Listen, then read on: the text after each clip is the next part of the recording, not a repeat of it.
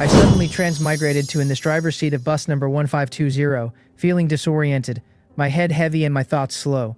I turned to look and found the entire bus filled with my female classmates in major early childhood education at Shenzhen University. I leaned in my seat, a little stunned. Including myself and the class committee member, we were exactly 42 people. A crisp mechanical voice filled the cabin. It introduced itself as Tai and Dao and congratulated everyone on arriving in the all-people transit survival world. It listed a set of survival rules and told us to read them ourselves. It mentioned it wasn't going to read them aloud since we probably wouldn't remember anyway.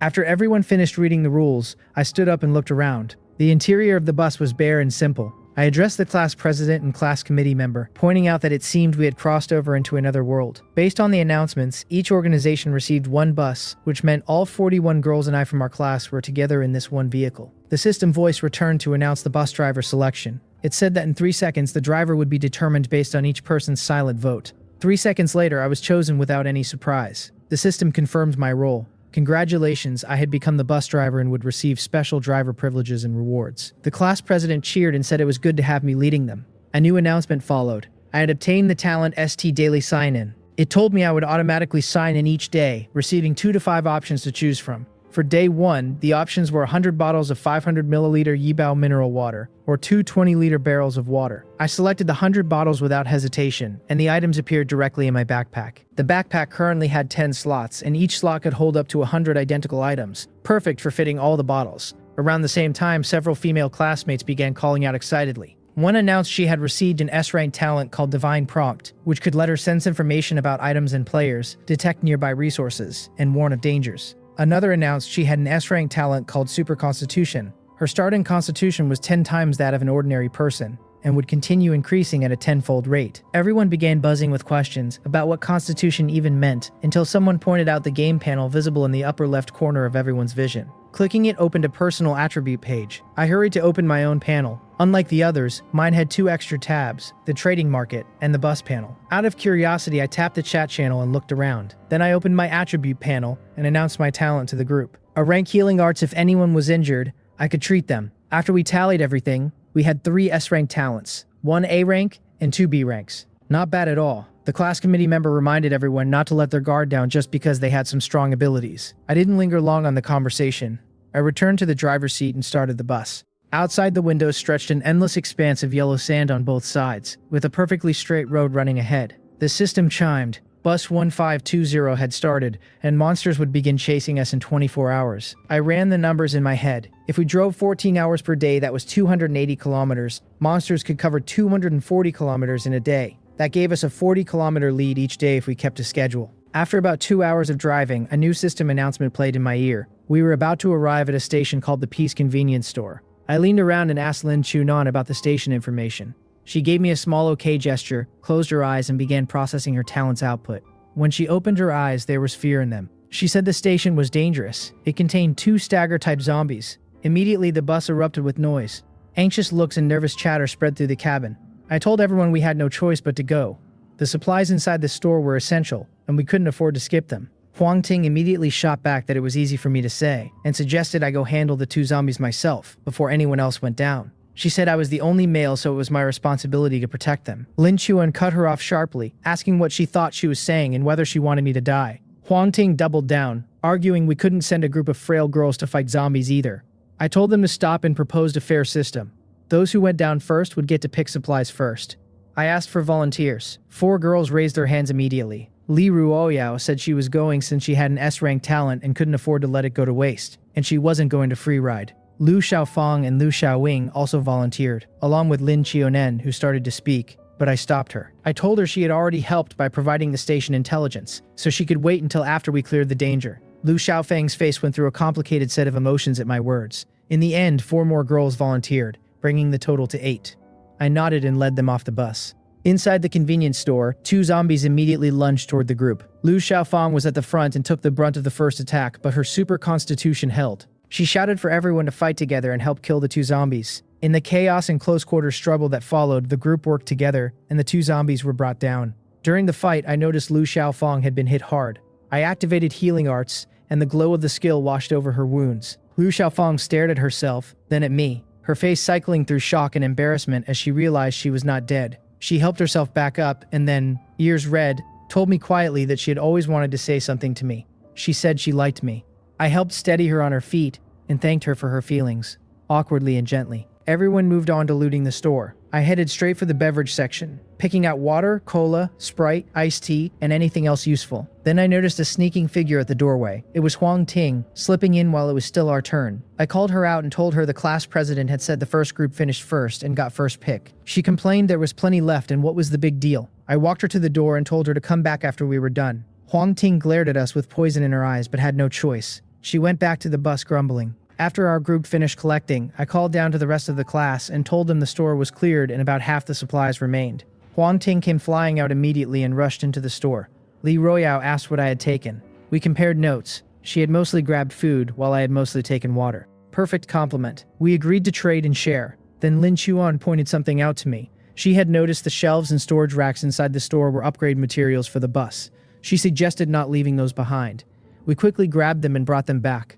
On the bus, I asked everyone if we had enough materials. I told them I wanted to upgrade the bus. I went ahead and triggered the upgrade sequence. The next moment, the bus expanded with a burst of golden light. The interior grew noticeably larger. The gaps between seats widened, and 2 new rows appeared at the back. The system congratulated me. Bus upgraded to level 2. I had obtained a library and a large water condenser, plus the commerce module and function unlocks. The large water problem was mostly solved. The system made a global broadcast. Jiang Xiaochen was the first driver in Region 6 to upgrade their bus. I was rewarded with a random skill and 5 attribute points. The skill turned out to be something called Zero Function. I wasn't sure of its exact use yet, but I noted it down. As the sun set, the dusk announcement came. Night was falling and fog was rising. All drivers were warned to proceed carefully. I muttered to myself about what that meant exactly, and then a zombie lurched into the headlights. I swerved. Monsters outside the windows began multiplying. They ranged from scattered stragglers to clusters of shambling bodies. I could see immediately that these were not normal zombies. They had varying quality levels, and there were many of them. The class committee member came forward and said it looked like night driving was going to be necessary. I noted that only I had full driving rights, but I could share temporary permissions with others. I went into the bus panel and shared driving access with Li Ruoyao, Lin Chuanan, Jiang Xiaochen, Liu Xiaofang, and Liu Xiaowing. The bus's durability dropped as zombies occasionally struck the sides. The system told me I could repair it using ordinary iron nails, wood, or leather at the rate of 1 point of durability per iron nail or wood piece, or 5 pieces of leather per point. I made a mental note. Basic resources were more critical than I had thought. I opened the chat channel to see how other buses were doing. People were posting about zombies everywhere, terrifying encounters, and dropping durability. One person mentioned an abandoned factory nearby had yielded hundreds of iron nails. I put a note in the chat asking everyone to stop before the engine shut down at around 6:50 a.m., reminding them of the shutdown rules and how to handle it safely. Then I fell asleep in the seat. When the second day sign-in woke me, I was given options. Expand backpack from 10 to 50 slots, or take a set of McJoy biscuits, 200 pieces. I chose the backpack expansion without hesitation. 50 slots was far more valuable. At 6:50 a.m., Jiang Xiaochen, who had been driving the overnight shift, brought the bus to a stop as instructed. The engine shutdown began. The bus interior went dark. Outside, it was bitterly cold. Most of the girls gathered together for warmth. Li Royao called me over to join them, saying we could all share body heat. Huang Ting immediately protested, saying it was strange for a male to join them. Li Ruoyao told her to stop being ridiculous and invited me again. I joined the huddle, which made Huang Ting stew in obvious resentment, while everyone else ignored her. After 35 minutes, the shutdown ended. Lin Chuanan reported that to the right there was a gas station with a convenience store attached. The gas station had 4 zombies and 2 zombie dogs.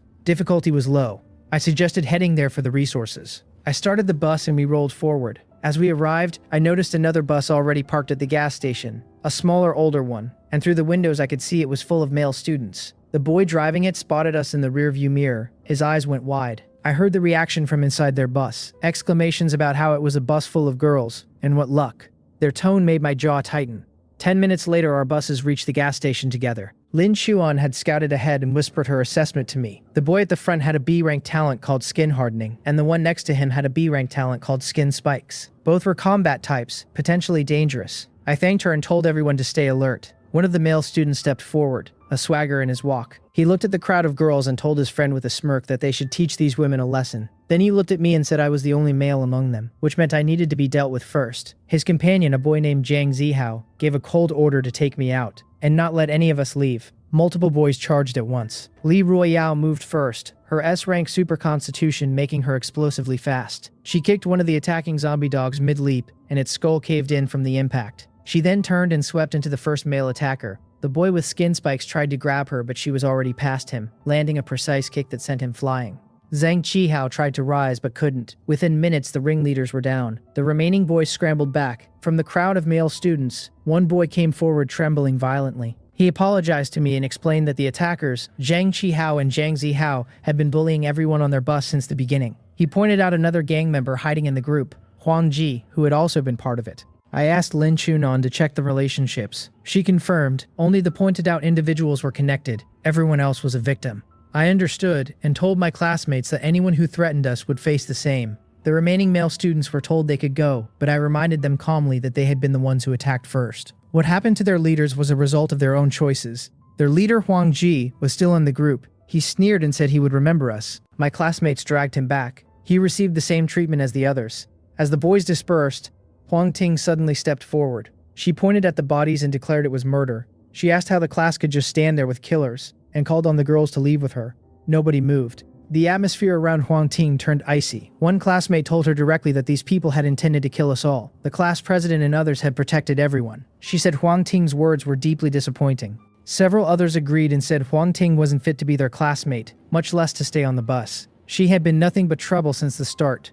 Huang Ting shouted back that they were only defending me because I was male. Li Royale stared her down and said it had nothing to do with gender. It was about basic decency. The insults continued, but Huang Ting finally snapped and declared she was leaving. She told them not to come crawling back to her. Someone answered flatly, nobody would be doing any crawling. As the class president and driver, I officially declared the expulsion of Huang Ting from bus 15200. The system confirmed it. A transparent barrier appeared between her and the bus door. She would be permanently unable to board again. It was one of my driver's rights, one I had hoped never to use on any classmate. But this was entirely her own doing. Lu Xiaoying burst toward the door, begging her older twin not to go. I gave Xiaoying 2 minutes to say goodbye. Lin Chunan went down with her. Huang Ting ranted at Lin Chunan outside, calling her a small-time nobody, insulting the entire class, calling everyone murderers and saying they were disgusting for siding with me. Lin Chunan listened in silence. Huang Ting kept going until she had exhausted herself, then demanded to know what Lin Chuan wanted to say. Lin Chuan said nothing. In one swift motion, she raised the axe she was holding and ended it.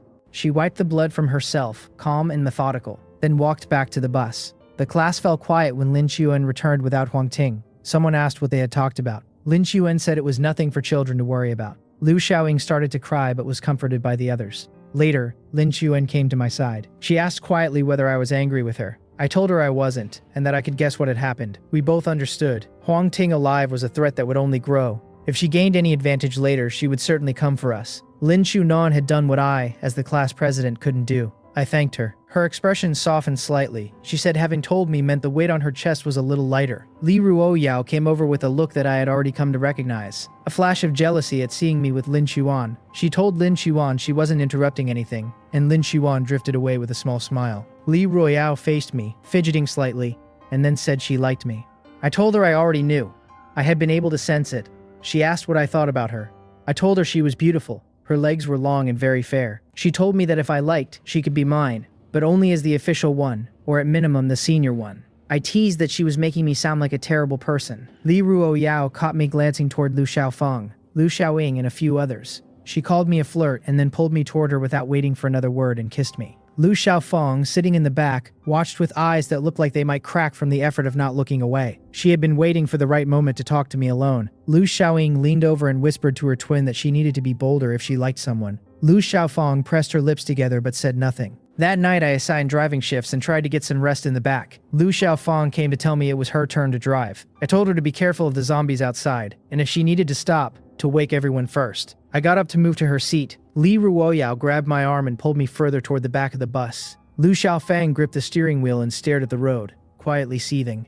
The Day 3 sign-in gave me the option of 20 random weapons, 200 McJoy biscuits, or 2 cold water paint papers. I chose the weapons. 20 weapons for the whole class. It was the clear choice. The system distributed them: 5 fire extinguisher clubs, 3 long swords, 4 staffs, 5 pens, 2 kitchen knives, and 1 wireless chainsaw. I held up the chainsaw with a raised eyebrow. Li Royale came over immediately and said it was amazing and asked if it was my daily reward. I confirmed it and told everyone to wake up. I was distributing weapons. I took back Li Royale's fire axe from before and gave her the chainsaw. then went down the rows and handed out the rest based on each person's build and strength. Someone pointed out that zombies had appeared even during daytime now. I agree that it seemed like the difficulty was quietly escalating. Better to stay prepared. The temperature was noticeably colder, 4 degrees below yesterday's reading. It seemed too sharp to be coincidence. I warned everyone that we would need to find clothing as well as food and water going forward. Someone muttered nervously about whether a cold front was really coming.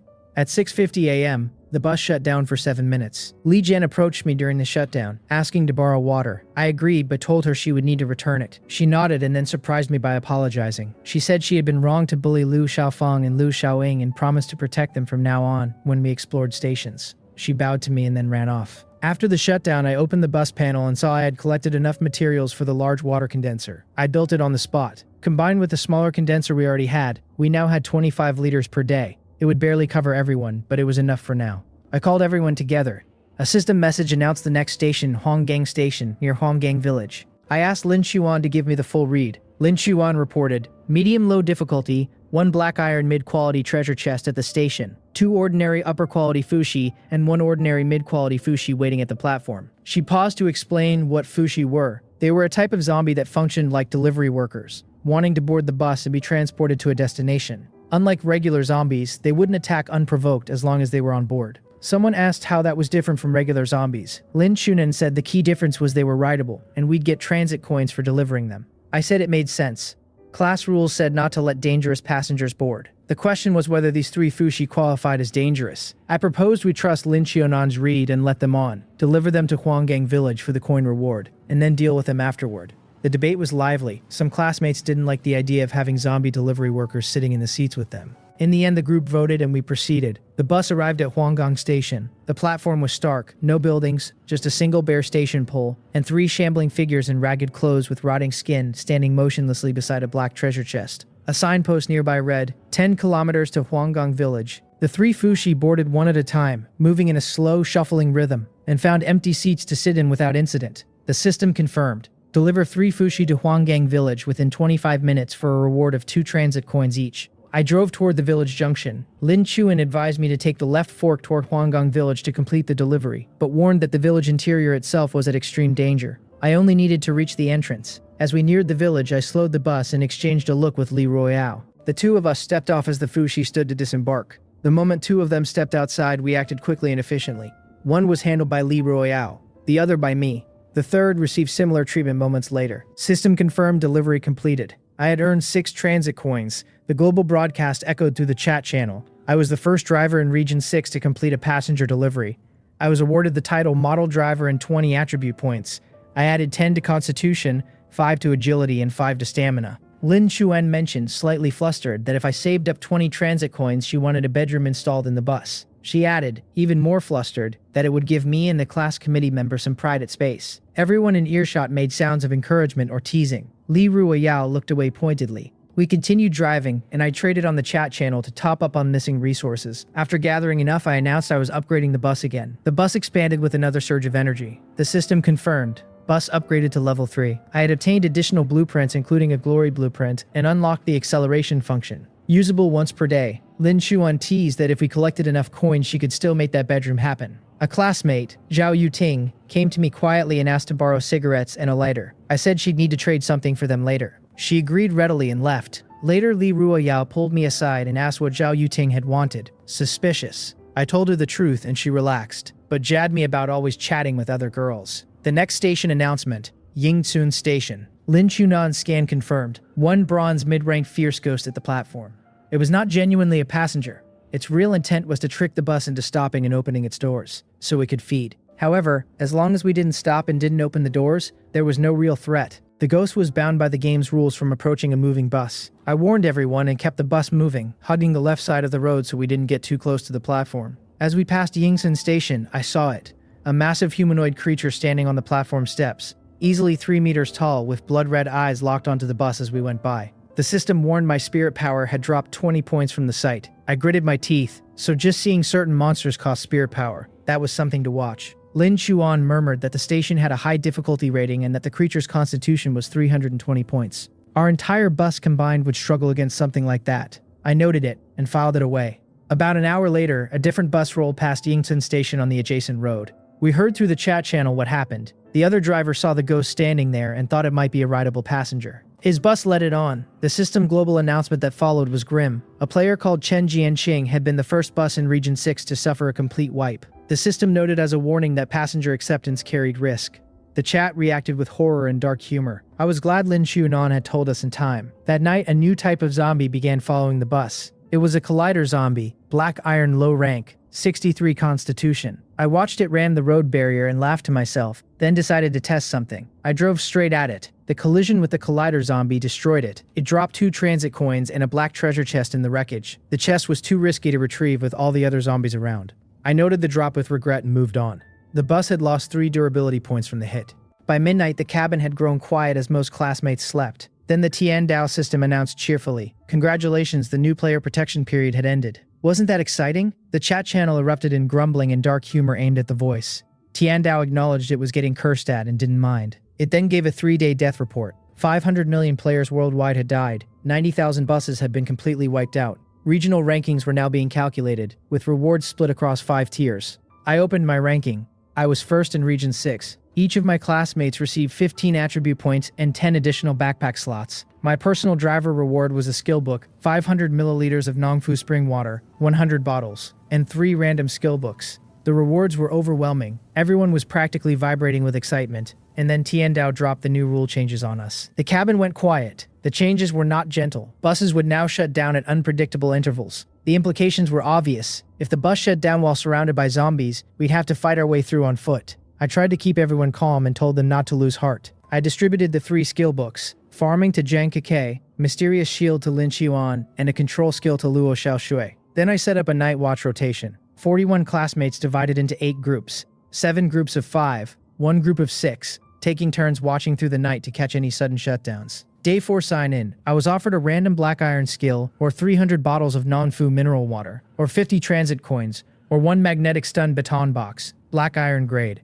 I looked up the magnetic stun baton in the commerce shop and found it was worth 1,000 transit coins. I chose option 4 without hesitation. The next station announced, Special Combat Station. Lin Xuan scouted, medium-low difficulty, containing iron puppets as guardians, at least 15 of them, with the strongest being black iron low rank. She also mentioned there were raw iron stones inside, raw ore that would need smelting to become usable ingots. I called for volunteers. 28 hands went up. More than I had expected. I was pleased. At the station, the iron puppets charged the moment we stepped off. They were impressive in a mechanical way. Metal frames, stiff joints, grinding gears, but not truly threatening at our current level. The largest one stood over 3 meters and had a constitution of 195, but with everyone coordinating, it was manageable. Chen Tonga retrieved a skill book during the fight. Iron Puppet Summon, which would let her call 1 puppet to fight for her. She was thrilled. Lu Xiaofang's old large cleaver had been destroyed in the scuffle, so I gave her the one from the chest. She said she didn't know how to repay me, and I told her to just fight well. She nodded with feeling. After the fight, we swept through the station collecting resources. Plenty of iron swords and iron axes, enough to arm most of the remaining classmates who still didn't have proper weapons.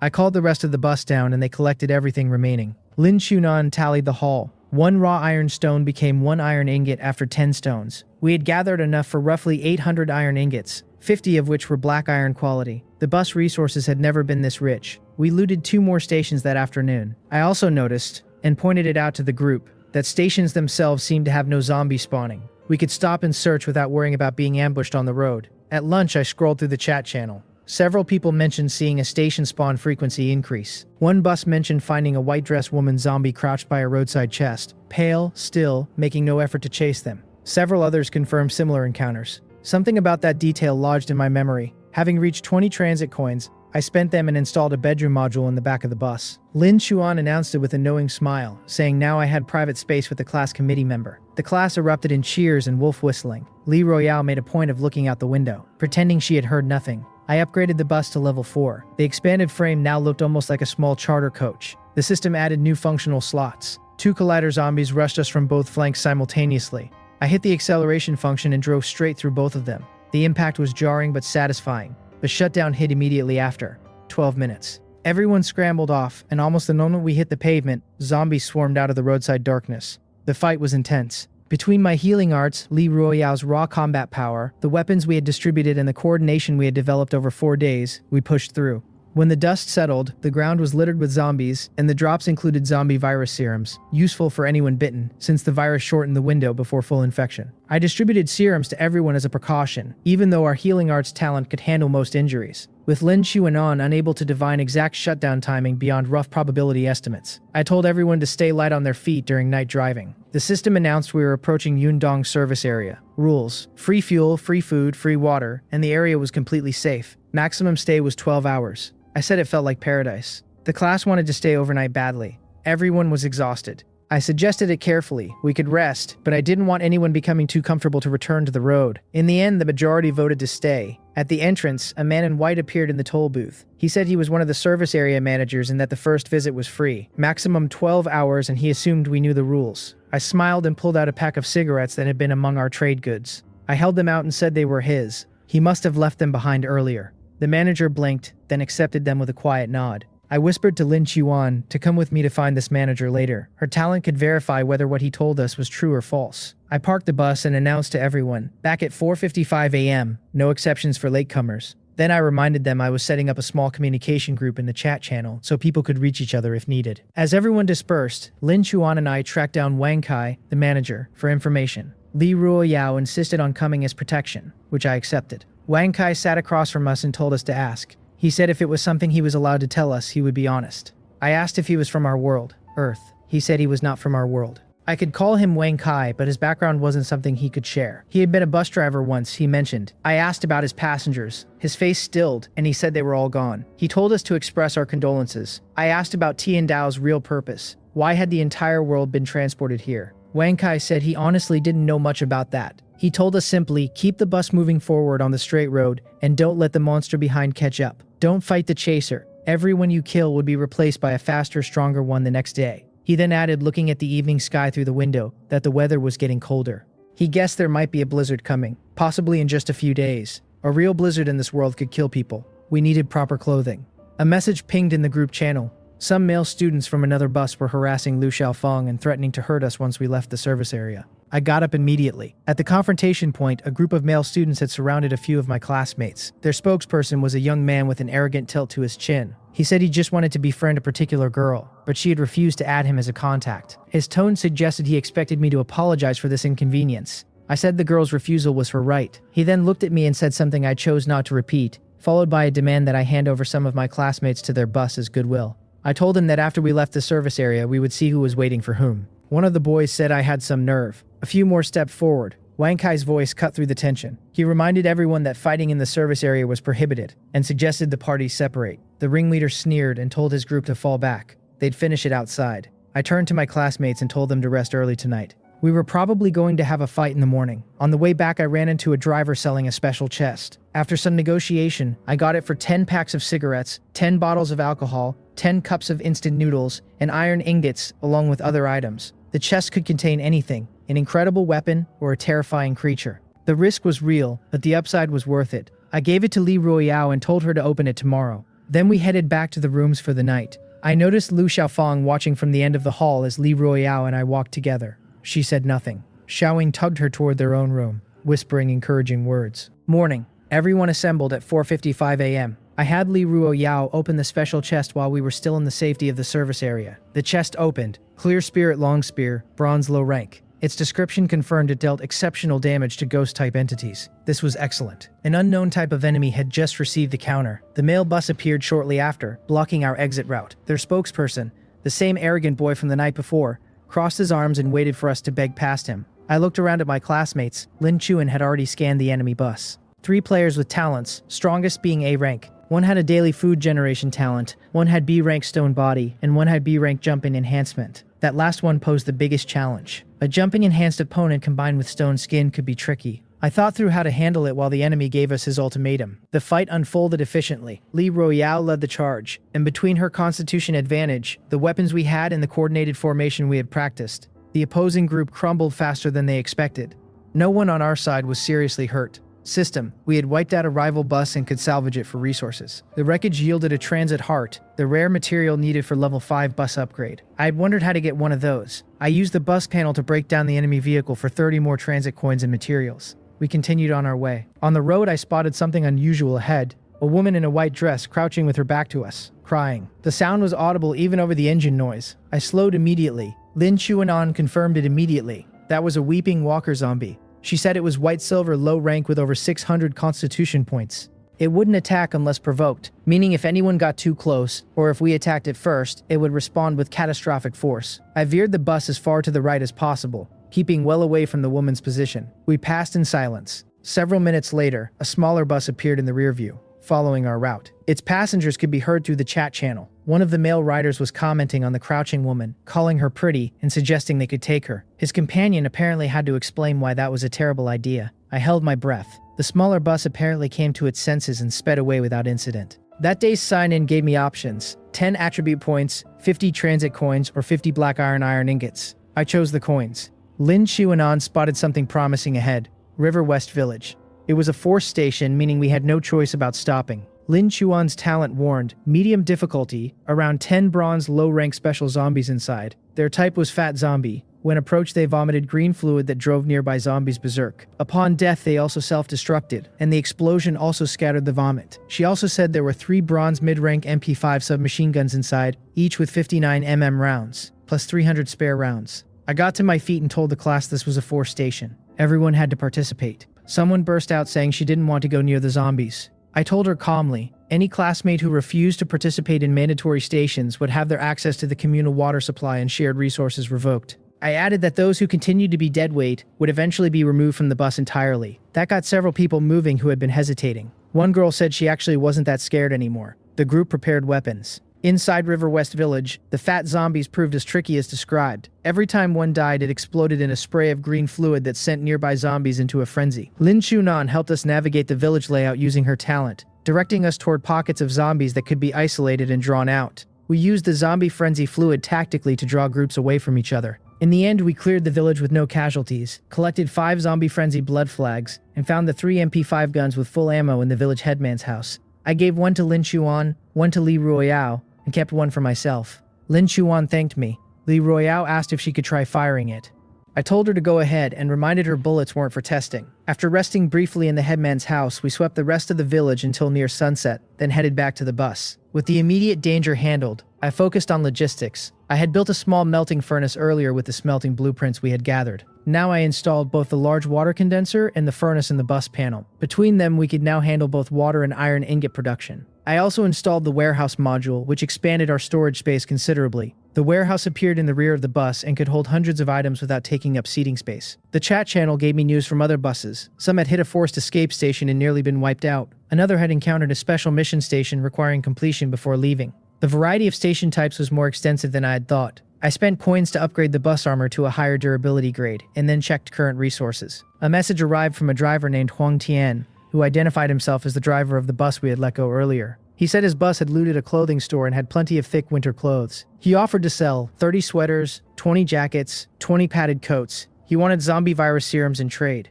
I confirmed I could supply 30 serums for the full lot. He agreed. I also traded for significant quantities of steel ingot material. The bus headed on through the afternoon. By the time I checked temperatures again, the drop had become undeniable. 4 degrees below the previous day's average meant this was not normal fluctuation. I announced to the class that in addition to food and water, we needed clothing from now on. Lin Xuan looked out at the gray sky and said grimly, she hoped it was just cold and not what she feared it might be. The days blurred slightly as the temperature plummeted further. I spent both mornings trading aggressively, swapping iron ingots for warm clothing, and distributing everything to classmates as fast as I got it. The water condenser needed protecting from the freezing temperatures. I reinforced it with insulating materials from the warehouse. In the chat channel, the topic of blizzard survival was spreading. Several drivers had seen snowfall starting and were scrambling for coats. I was glad we had moved early. By day 8's end, every classmate had at least a padded coat. We passed through 2 more regular stations uneventfully, collecting resources both times. One yielded a bronze-quality chest containing arrows, a humidity bow,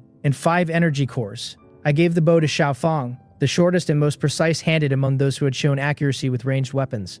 She received it gratefully. I noticed Jiang Xiaochen watching with a downcast look, and made a mental note to find her something equivalent. The Day 10 sign-in offered 1 white-silver level upgrade module, or 1 chance at a fail-safe bus option. I chose the module. Lin Chuanan came forward on Day 10 morning with an unusual report. We were approaching a station called River Middle Station. Difficulty was high, and there were no resources, but there was a passenger. A ghost in red garments, white silver peak rank, who wanted to be transported to a place called Helen Ancient Town for a wedding ceremony. The fare was 10 to 50 transit coins depending on service. I told her to be clear, this was a white-silver peak rank entity. We absolutely were not going to handle this like the Fuji. She agreed readily, and added it was listed as a proper passenger with a legitimate destination. As long as we delivered it safely, we would be fine. I held my spear in hand as I opened the bus door at River Middle Station. The sight made my spirit power drop 7 points instantly. An enormous figure in crimson robes stood motionless on the platform, its presence washing over us like cold water. Lu Xiaoying lost 10 spirit power from one look. The ghost approached and offered me 2 pieces of candy. I accepted them, studying the offerings. They appeared to be wedding candy. My model driver title must have made an impression. I told Lu Xiaoying to start driving. We headed for Heilin Ancient Town. The road had 2 junction points, and without Lin Qian's divine prompt we would have taken the wrong paths. Each wrong turn would have led us deeper into extreme danger. With her guidance we navigated correctly and arrived at the ancient town. When the ghost descended from the bus, a small smile crossed its lips, a strange, unreadable expression. The system confirmed delivery and paid us in transit coins. My title bonus added extra to the payout. Snow had started falling as we left. Lin Chuan said the blizzard Wang Kai warned us about was here. I announced the bus needed to be upgraded before the blizzard got worse. Everyone contributed resources. The bus expanded again. Level 5. New feature, the ignition system, which prevented unexpected shutdowns during extreme weather events. It also added 4 bedroom modules and a reinforced superstructure. The new bedrooms caused an immediate scramble. I told everyone the current 4 would be shared in rotation, until we could add more. Lin Chunan said with great innocence that now I had a proper bedroom for private use. The class erupted again. The snow outside thickened, but the bus interior was warm. Most people finally slept without fear for the first time in days. The next day's sign-in, 1 bronze quality iron saw. I would have preferred something rarer, but equipment was equipment. The road outside was oddly clear of zombies. It felt wrong. Lin Chuanon flagged the next station, Guanxi Station, a passenger station.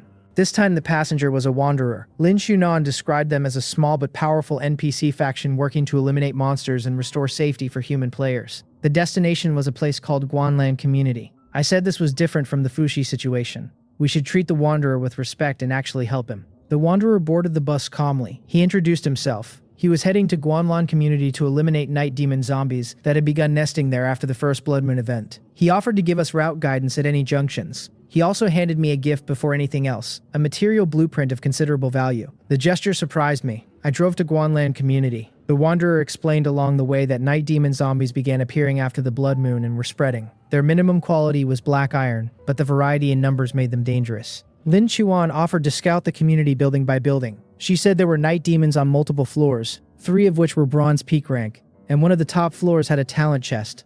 Very unusual. The wanderer confirmed the talent chest was something he was prepared to help us access, and thanks for our cooperation. Inside the community, the wanderer moved with practiced efficiency. He dispatched night demons with his spear while we supported and fended off flankers. The black iron grade ones fell quickly to our combined fire. A bronze lower rank one required the wanderer's spear and my healing arts together before it went down. On the upper floors the numbers grew. 30 plus night demons swarmed after we breached the 5th floor. Lin Chunan directed us into a position where the zombie frenzy fluid could clear most of the crowd at once. It worked perfectly. 2 upper floors held a breeding type night demon and 2 commander type night demons. Bronze peak rank each, more formidable than anything we'd faced. The wanderer indicated the breeding type was the root cause of all the night demons in the building. It could spawn more indefinitely. I had an idea. I asked Lin Chuan if using zombie frenzy fluid to draw the breeding type into sunlight would work. She estimated over a 50% chance of success. I agreed.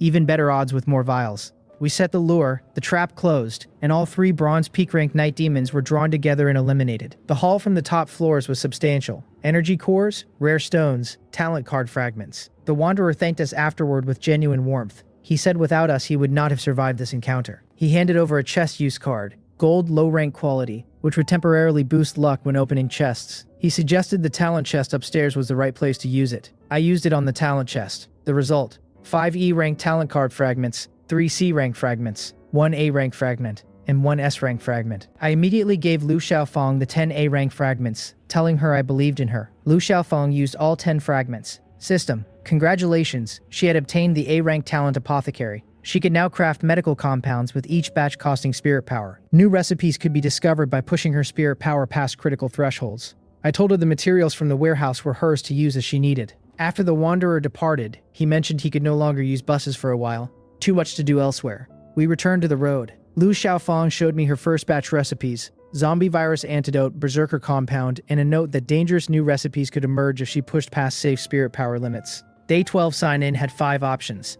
I took the B-rank battle talent card. The system confirmed I had obtained B-rank battle talent. Several classmates said I was going to surpass them soon.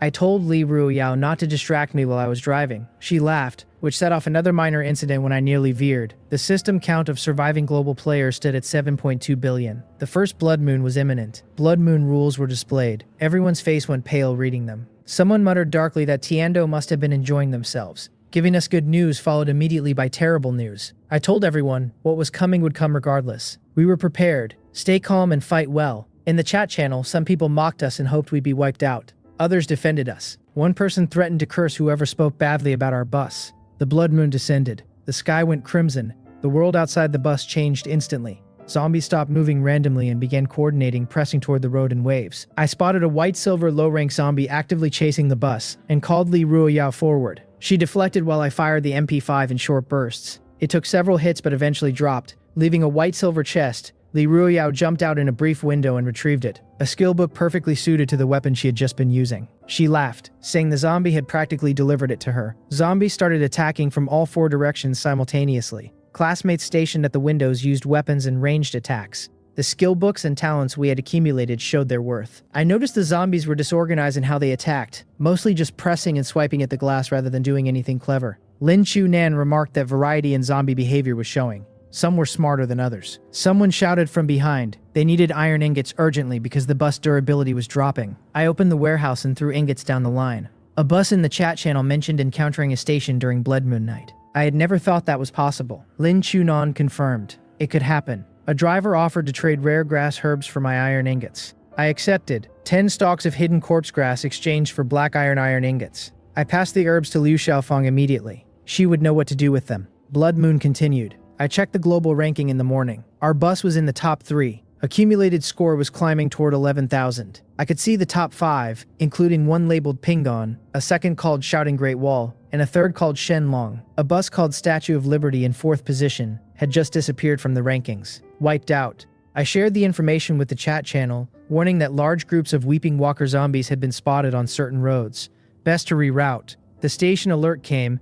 Gaotai Killing Station, a slaughter-type station. 1-hour time limit. Lin Chuan's assessment. Manageable difficulty, with 5 fixed-mounted machine guns available to use, though they couldn't be taken away. Still, using them for an hour would be devastating for point accumulation. We arrived. The layout was a raised platform with approach corridors below. I stationed classmates at the machine guns and divided the rest into close combat support groups to handle overflow. I reminded everyone to fire in short bursts to prevent overheating. Someone suggested using water from our supplies to cool the guns, if they got too hot. Good thinking. For an hour straight, zombie waves crashed against us and were fed into the machine guns. When the timer ended, we had cleared enough for over 1,000 points. No one on our side was seriously hurt. System. Our bus had taken first place globally. Score. 16,000 plus. I shouted the news to the chat channel so other drivers could recalibrate their expectations. The night had 3 hours left.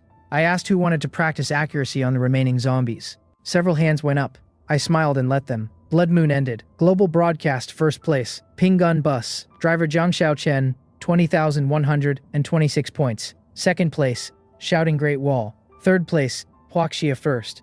We were first. Actually first. Everyone celebrated. The rewards for our bus were staggering. An additional 20 attribute points per person. 15 backpack slots per person. 20 E-rank fragments. 10 A-rank fragments. 10 A-rank fragments. A new title for the entire bus. Eternal Travelers, which granted each person 1 immunity to fatal damage, and a personal 200% attribute growth rate boost for me as driver. Survivors worldwide had dropped from 7.2 billion to 3.8 billion. Almost half the population was gone. I told everyone to take a moment then focus. Staying alive was the greatest achievement. I distributed the talent fragments based on who needed them most. Li Zhen received extra for her recent dedication. Yang Jiaxin got a set. Liu Xiaoying opened it immediately. Her talent, Mechanic. 4 capabilities. Repair the bus's durability, modify the bus structure, fabricate vehicles, and actively break down other buses. She was already plotting uses for that last one. Several other classmates got their fragments too.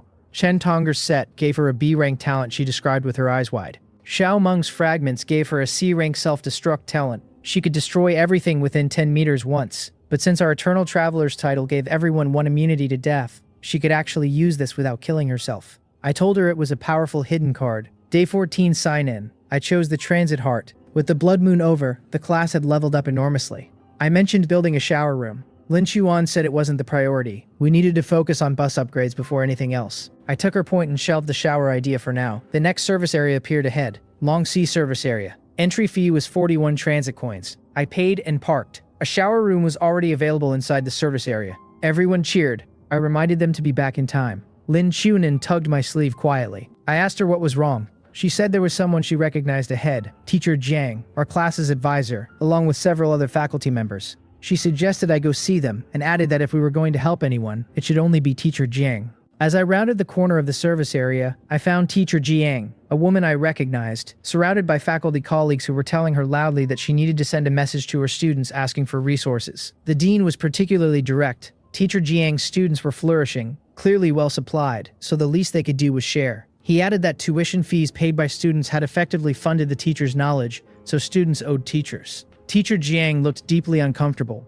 I walked over and greeted her. The faculty members turned and immediately began trying to pull me into agreeing with their logic. The dean argued that since I was apparently the #1 globally ranked driver, my bus must have plenty to spare, and it was only reasonable to help the faculty who had taught me. I looked at him calmly and said the global first pinging bus, and I might simply share a name and region. He should not assume. One of the other teachers pointed out that Jiang Xiaochen was not a common name, and we were both in Region 6. There was no coincidence. The dean shifted tactics and said, why didn't we just merge buses? It would be more efficient. I told them none of the faculty had any right to our resources and that merging buses was not going to happen. Then I turned to Teacher Jiang and asked her to come with us instead. The dean called after me that I was being ungrateful and threatened my academic standing, my degree, my graduation certificate. He said he would have me expelled when we returned to the real world. I told him to look at the global survival count. Over 60% of the population had died. His threats meant nothing here. The rest of the argument was brief. I used the bus panel to remove the hostile faculty member's bus driver. Their driver Hu Liming lost his status. Li Wei, a new driver, was auto-assigned. Then Lu Xiaoying used her mechanic talent to begin breaking down their vehicle. The faculty scattered in panic. The calm ones left the bus on their own. The ones who had been making threats found themselves stranded. Teacher Jiang boarded our bus with nothing but her hands. She introduced her talent.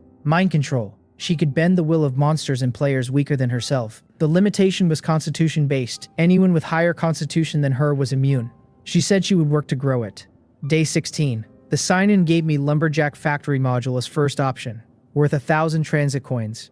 I took it without hesitation. Lu Xiaofang came to show me her pharmacy progress. 13 zombie frenzy agents completed. 12 hidden corpse grass plants. But she had run out of strong acid and alcohol.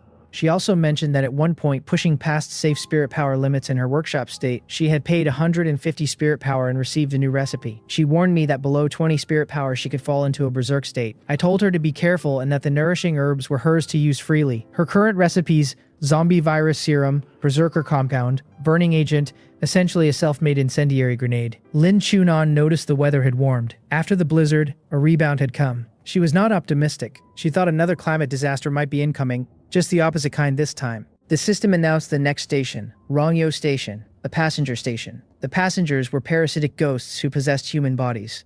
Any player with over 150 spirit power was immune to possession. I told everyone to verify their spirit power. Several classmates were below the threshold.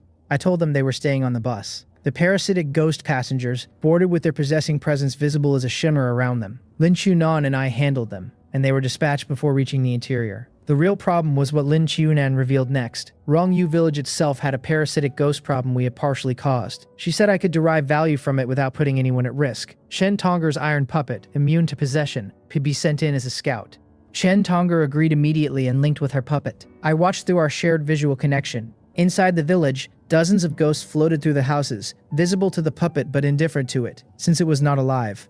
The puppet swept room by room. In one structure, it found a skill book on a table and a treasure chest nearby. It moved toward them, and the most powerful ghost in the building reacted. It had possessed a human body. When Chen Tonger's puppet reached for the skill book, the ghost destroyed the puppet. Chen Tonger came back to herself with a yelp. I asked her if she could build a new puppet. She confirmed yes. I went to the chat channel to ask if anyone had something to attract fierce ghost entities. A player offered ghost candles. They attracted multiple spirit-type entities. Price: 1 zombie frenzy agent per candle. I accepted and traded 4 candles. Chen Tonger sent a new puppet in carrying a ghost candle. The moment the candle was placed, every ghost in the area swarmed toward it, leaving the skill book unguarded. The puppet snatched both the skill book and the treasure chest and pulled back just as the ghost rush began. Skill acquired, Soul Extinction, White Silver, low rank. It dealt massive damage to spirit-type entities and could also target players' spirit power directly. Learning time, 2 hours. Cooldown, 1 minute 30 seconds. I started learning it immediately. Lin Chuanon suddenly went pale. She grabbed my arm and said to accelerate. Something had come out of the village and was chasing us. It was the possessing ghost, still inhabiting the human body it had taken over. Lin Chuan's read. The body's constitution exceeded 1,000 points.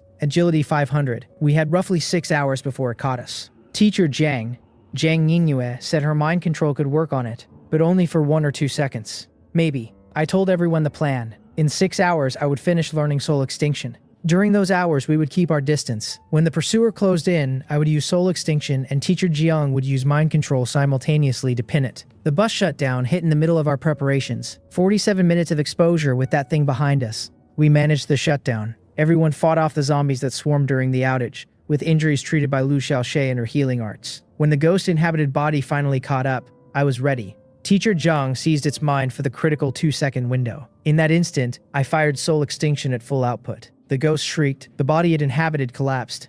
System. I had eliminated the most powerful ghost entity of the Longyao village zone. Reward. 1,500 transit coins. Lin Chunan then noticed a chest nearby. We stopped to open it. The contents included a gold-rank pistol with infinite ammunition, the yellow Golden Eagle handgun.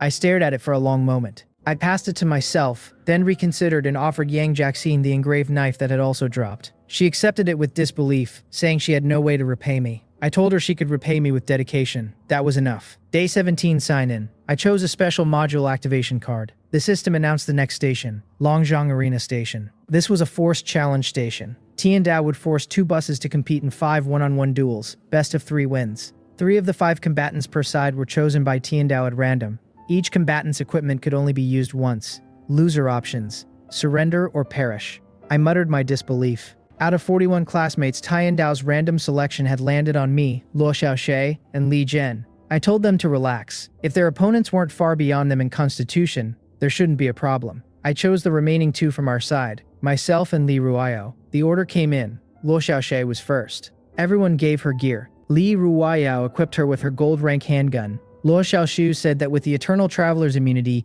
even a worst-case scenario wasn't fatal. Our opponent's bus was lined up opposite ours. Their 5 fighters included 4 males and 1 female. Their first fighter had a B-rank shape-shifting turtle talent. He could transform into a humanoid turtle with hardened shell armor. Luo Xiaoxue faced him on the platform. He transformed immediately. She waited for his approach, raised the handgun and fired once through the shell. He staggered. She fired twice more. The shell cracked apart. He fell off the platform. Classmates erupted into noise. Their opponent's side went quiet. Second fight. Our combatant used a flash step movement skill so fast the opponent couldn't locate him on the platform. While they were looking around, a blow came from behind. His weapon was taken for good measure. Third fight. Teacher Jiang faced her opponent. He raised a gun at her immediately. She used mind control, and his gun turned to point at himself. He surrendered instantly, pale and shaking. He was lucky to get away with just a surrender. After a brief standoff, following the last fight, their side was unhappy but kept to the agreement. I congratulated them on competing with honor, and told them to go on their way. System, bus ping and victory. Every player gained 5 constitution plus 10 spirit power and I received 100 bronze quality iron ingots as a personal bonus. The defeated bus's driver sat quietly for a while after, then started his vehicle and left. I heard fragments of their conversation, someone on their side saying the guy from our bus was definitely top tier. Lin Chuan's talent picked up a warning at a junction. 3 possible paths. Path 1 had a devouring-type ghost of terrifying scale. Path 2 led toward Hell in Ancient Town, which we had visited before. But something had changed. A female ghost named Liu Wan Yang, yellow gold low rank, was waiting there. She had apparently broken through to a new power tier. Path 3 promised 100 ghost procession. Someone asked, wasn't that the wedding ghost we had delivered to the town before? I agreed. That was her. And the name on the village gate marker when we approached had apparently changed. Liu Wanyang and Jiang Xiaochen. I stared at that information for a long time. Someone said quietly that the wedding candy from earlier might actually have been the betrothal gift. I picked path 2. Better a known danger than unknown ones. Before going in, I used the radio equipment I had acquired to eavesdrop on communication coming out of Hell in Ancient Town. The messages I intercepted were ghosts gossiping. Someone was saying today was the town mistress's wedding day, and the groom was a human. Several voices expressed interest in eating the human guests who would come. One voice above the rest said she hoped to meet her intended soon. After the wedding, she planned to kill him herself, and then refine his spirit into a ghost, so they could be together forever. I shared this with the class. Teacher Jiang immediately said she thought she could use mind control on the bride once we captured her. If she could work on her long enough, she might be able to turn her cooperative. The plan: we would use a ghost binding rope to capture Lu Wanyang and bring her onto the bus. Then Teacher Jiang would gradually work on her over days. We entered the town carefully, avoiding the stronger ghost presences. A bronze-quality ghost elder blocked our initial path, but was handled quickly. We gathered supplies from several buildings along the way, including another skill book and a white-silver mid-rank ghost soul technique scroll, and then moved toward the central hall. Lu Wanyang appeared at the end of a corridor. Even after having seen her before, the transformation was striking. She was significantly more beautiful than when she had boarded the bus, and her power presence was heavier. She greeted me with a phrase I had not expected. She addressed me as her intended, and asked if I was here to play a special game with her. Li Ruyao appeared at my side and told the ghost quite directly that she was my woman and the ghost was welcome to leave. Li Ruyao's eyes went flat. The two exchanged words that grew heated quickly and then came to blows. It was remarkable. A white-silver rank human constitution against a yellow-gold rank ghost entity. They were actually evenly matched in the exchange, which told me everything about how far Li Ruyao had grown. We got the ghost binding rope around Lu Wanyang at the right moment. She struggled, then stilled. Teacher Jiang took Lu Wanyang's leash and applied her mind control while we retreated to the bus. Lu Wanyang, half bound and glaring, demanded to know why I was doing this to her. She said she was trying to help me. I told her I didn't need the kind of help she was offering. She would stay on the bus until she came to her senses. A new cooperation station announcement. Longdong Cooperation Station. 2 buses would be forced to work together in a 1-hour zombie slaughter. The system would allocate zombies by bus capacity. Lin Xiunan flagged our incoming partner, one female driver with an S-rank talent, Ice Frost Master. Alongside her, a B-rank giant and an A-rank self-healing talent among her team. I recognized the name when it appeared. Su Meiqi. Sexy cockroach bus. The other bus arrived. Su Meiqi stepped out. She was younger than I had expected, and her composure was sharp. She said she hadn't expected me to be so young, and apologized for any past rudeness in the chat channel. I told her not to worry about it. Luo Xiaoshu told her we actually liked her straightforward energy. The cooperation challenge began.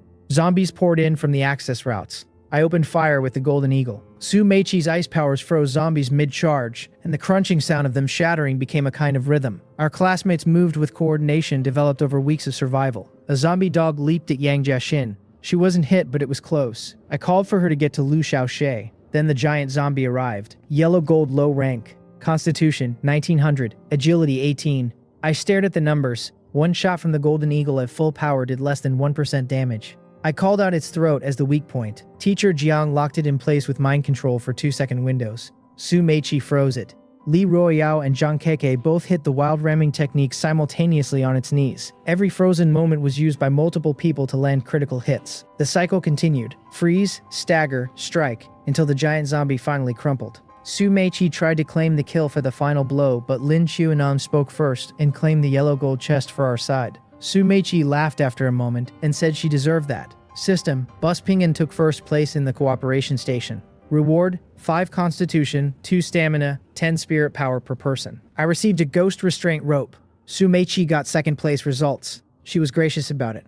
I offered to trade. We had an ice element module card that significantly boosted ice type damage. It was perfectly suited for her talents. In exchange, she offered 40 hidden corpse grass seeds, other plant seeds, and a ticket to a garden, a special location with games and rewards. I accepted. The seeds went to the lumberjack factory I had installed, and the garden ticket I tucked away for later. Su Meiqi asked one last question before her bus left. Was she really being recruited, or was that Lin Chuan's idea? I told her it had been my thought. She thanked me but declined. She was her class's driver and wouldn't abandon them. But she said the invitation was open if anything changed. We parted on genuinely good terms. Using the radio equipment later, I overheard Su Meiqi's bus chatting. One of her classmates was criticizing me, saying the guy from our bus was nothing special and had only been lucky with his talent. Su Meiqi cut them off sharply and said I was a valuable partner and ally, and anyone who spoke that way about me again would be removed. I upgraded the bus to level 7 after pooling materials. The new features included a zero bottom function, which meant the bus could now ram through ghost-type enemies directly without sustaining damage. The interior had expanded again and could now fit over 100 people. We used the garden ticket. Upon arrival, an ethereal older gentleman with composed eyes and slow movements greeted us. He introduced himself as the garden master and said this was my first visit. His rule: 3 games, the number of wins would determine how much I received. He confirmed no penalty for losing, just fewer rewards. Game 1. Seed Bomb. 100 seeds were laid out. The garden master had hidden 1 bomb seed among them. I could take as many as I wanted, and every seed I took added points. But if I took the bomb seed, I lost and gained nothing. Lin Chuanan stepped forward and said she would play. I agreed.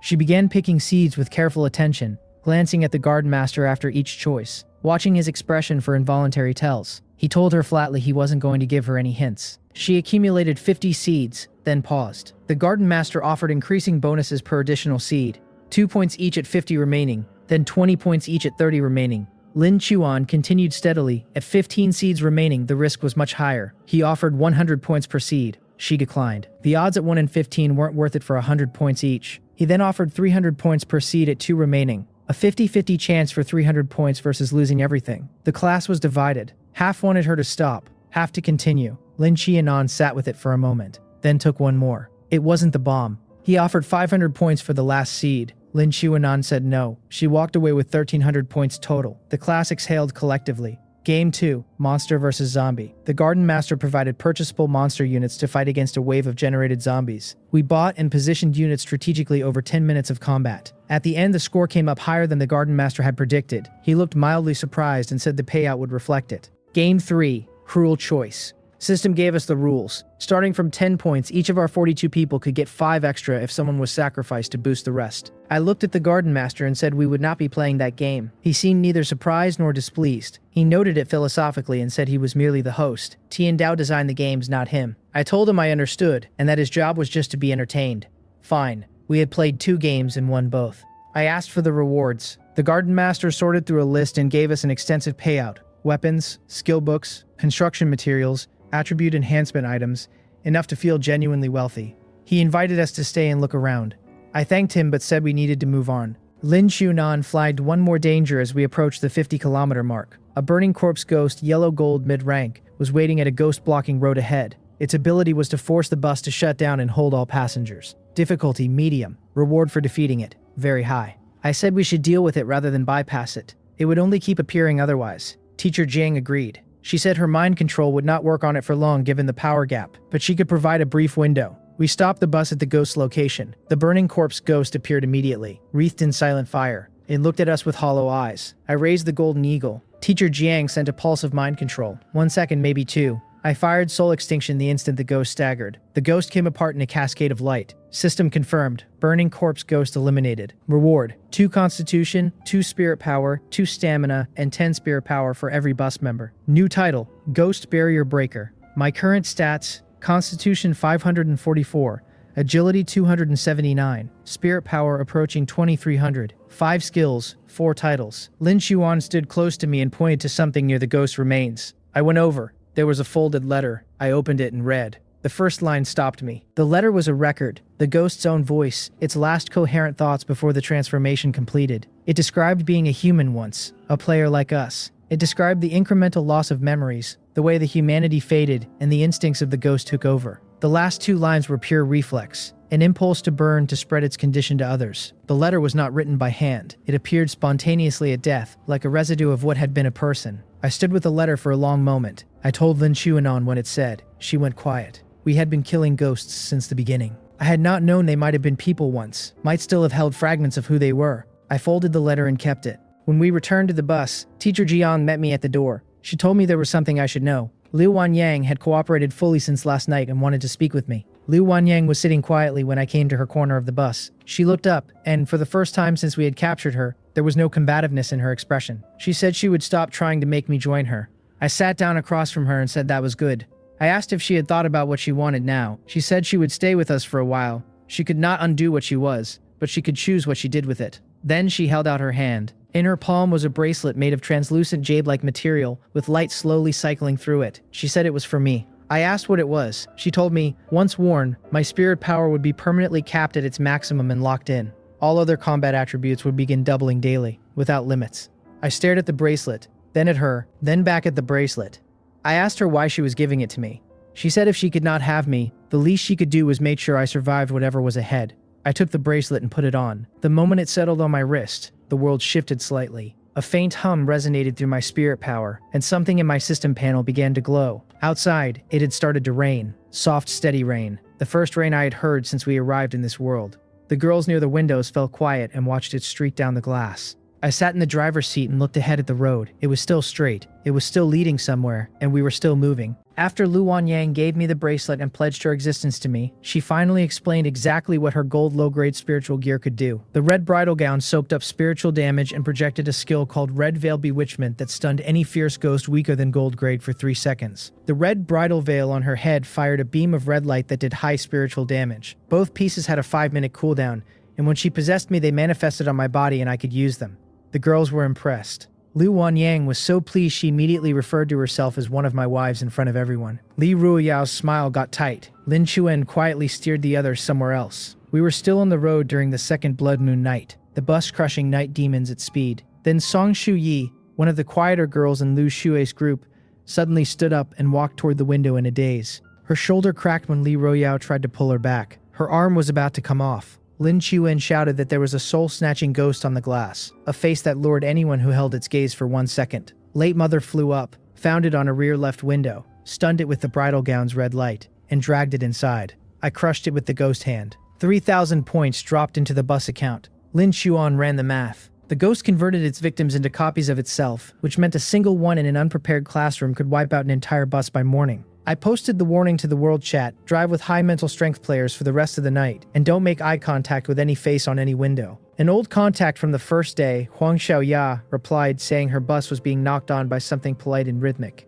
Lin Qiunan couldn't probe through a screen, and her station turned out to be the fierce ghost graveyard. I had nothing to give her. I kept the points climbing by throwing pus packets at the bus's left and right armor, Lin Chunan's idea, to stack the night demons evenly on both sides. Several silver zombies dropped on the way, and a great fireball skill book fell out of one of them. I gave it to Sister Jiang. Her telekinesis would let her steer the fireball. The system flagged a passenger station ahead, Longyue Lake Station. The passenger was a ghost called the Rain Woman, gold grade in water and silver supreme everywhere else, who needed to be delivered to Longyue Lake within 45 minutes. Lin Chuan said she had her own goals and would not attack us if we behaved. She boarded barefoot, soaking wet, and stared at me longer than at anyone else before sitting down and going still. Lu Wanyang tried to make small talk and was told to scram. 40 minutes later, we reached the lake shore and she walked straight into the water. As she dissolved, the system paid out 300 bus coins, 1,000 points, and a special piece of equipment called the Heart of the Rain Woman. It was a blue heart-shaped pendant, gold high grade. It summoned 3 Rain Woman avatars on a 1-hour cooldown each, every avatar a gold low-grade ghost in her own right, lasting 10 minutes. For 1,000 mental strength on a 72-hour cooldown, I could even summon her true body for 10 minutes. Lin Qiunan then gave me the second piece of news. 2 gold-grade giant zombies, plus dozens of high-quality silvers, were sleeping at the bottom of the lake. The water suppressed any physical creature below silver, which was why they were dormant despite the blood moon. I'd lose tens of thousands of points if I left them.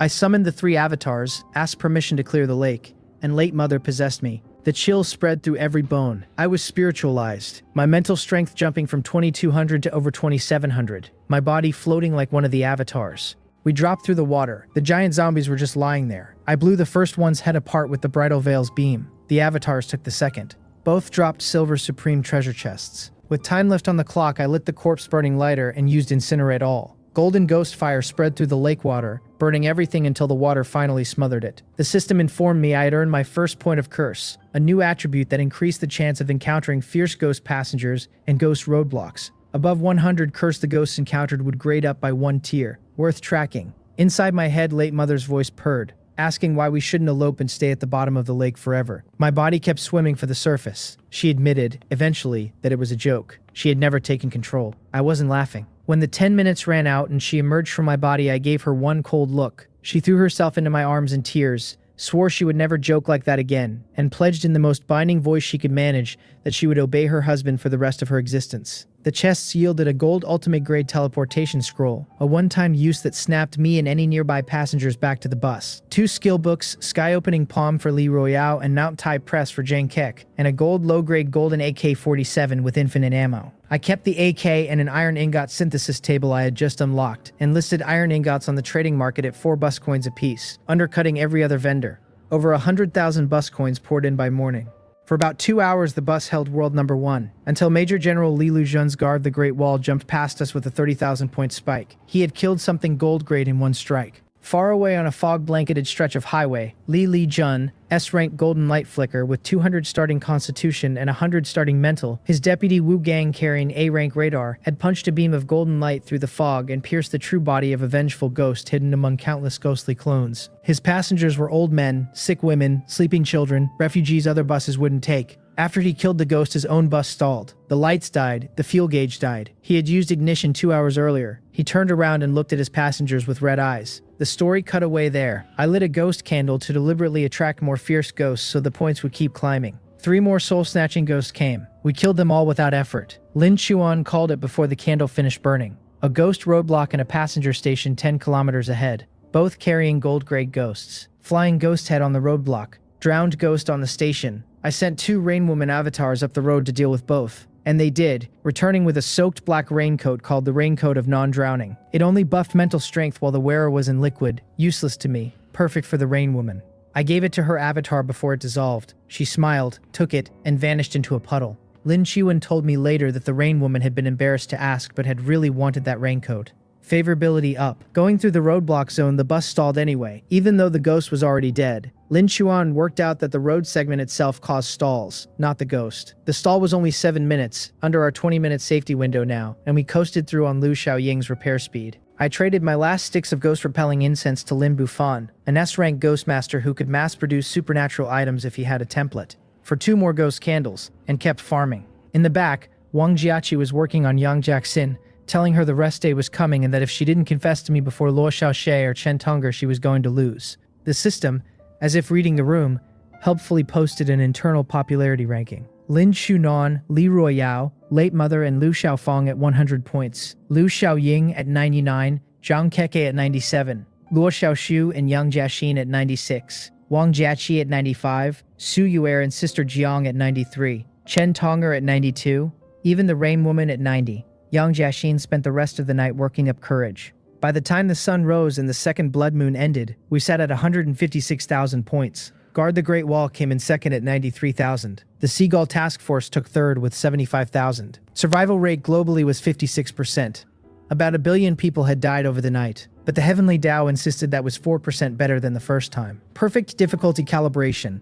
Region rewards arrived in a single bundle. 50 attribute points, 10 special points, and 20 inventory slots for every passenger. An extra 10 minutes of stall safety, 20 total now, 10 B rank fragments, 1 S rank fragment, and 1 B rank talent upgrade card. 9 luck for me, and a 50% boost to my weakest stat. 2 random passengers also drew a new talent. The first was Yin Shi, a rank lifesteal, a recovery talent that healed 2% on every weapon hit, doubled below half health, and stacked a temporary maximum HP buff. The second was Su Yuer, who got D-rank Ragdoll Cat. She could turn into a small white cat, or just grow ears and a tail. Useful for nothing. Then the world updated. Behind vehicle monsters now ran 50 kilometers an hour instead of 40. Any non-player who stayed on a bus for 24 hours and acknowledged the driver became a passenger. Dungeon zones would start appearing. Areas merged in groups of 100. We joined the new Region 100, a Shenzhen pool. And our new luck stats scaled in segments. 1/10 of a point per ordinary point, a tiny crawl after the first 100. I had every passenger spend their special points on luck, with Liu Xiaofeng and Sister Jiang put on mental strength duty instead. Total fleet luck reached 123. Wang Jiachi opened the B-rank fragments and got cooldown refresh. She could reset any visible skill cooldown on the bus, including bus functions like ignition and repulsion, but her own cooldown doubled to match the refreshed skill.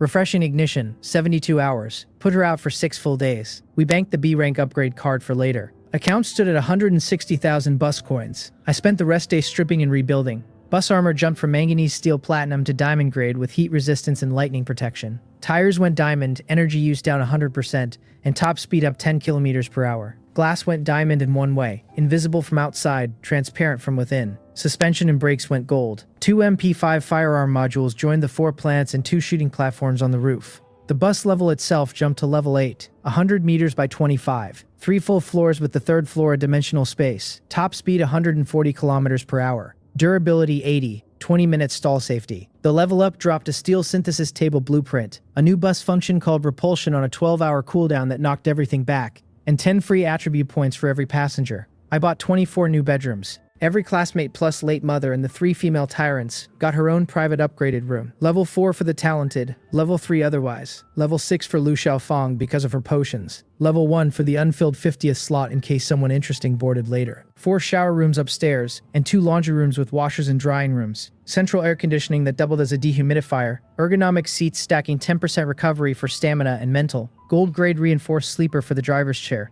Chen Tonger finally got her large steel puppet, 2 layers of black iron armor, a silver weapon, gold low overall strength, 10 silver iron ingots inside it for self-repair. Xiao Ying's weekly modification this round let me pick from fuel tank expansion. Hybrid device Lev 2, or a 5-point durability bump. I took hybrid device Lev 2, half the fuel consumption plus 3 hand-cranked generators for cloudy days. The female tyrants got a generator each. Cranking gave them something to do. Lu Xiaofang's new weekly potion was Adrenaline Potion, Silver Supreme Grade. Ignore pain, plus 30% constitution and 20% attack speed for 10 minutes. No side effects, made from 10 stalks of refreshing grass, 10 stalks of strength grass, and 2 energy cores. Su Meiqi's seed library happened to include strength grass, so we sowed both in the logging factory. I refreshed the permanent station, and the tavern came back as UXE Tavern. The blonde owner was the same, a gold cheapao today, eyes sharp. She caught me looking at her bottles and proposed a real wager. Same rules, but 5 times the reward if I beat her solo this last time. I accepted, drained 100 bottles of Black Night Vision wine before the title 1000 Cup Drunkard kicked the alcohol straight through me, and watched her hit the bar at bottle 230.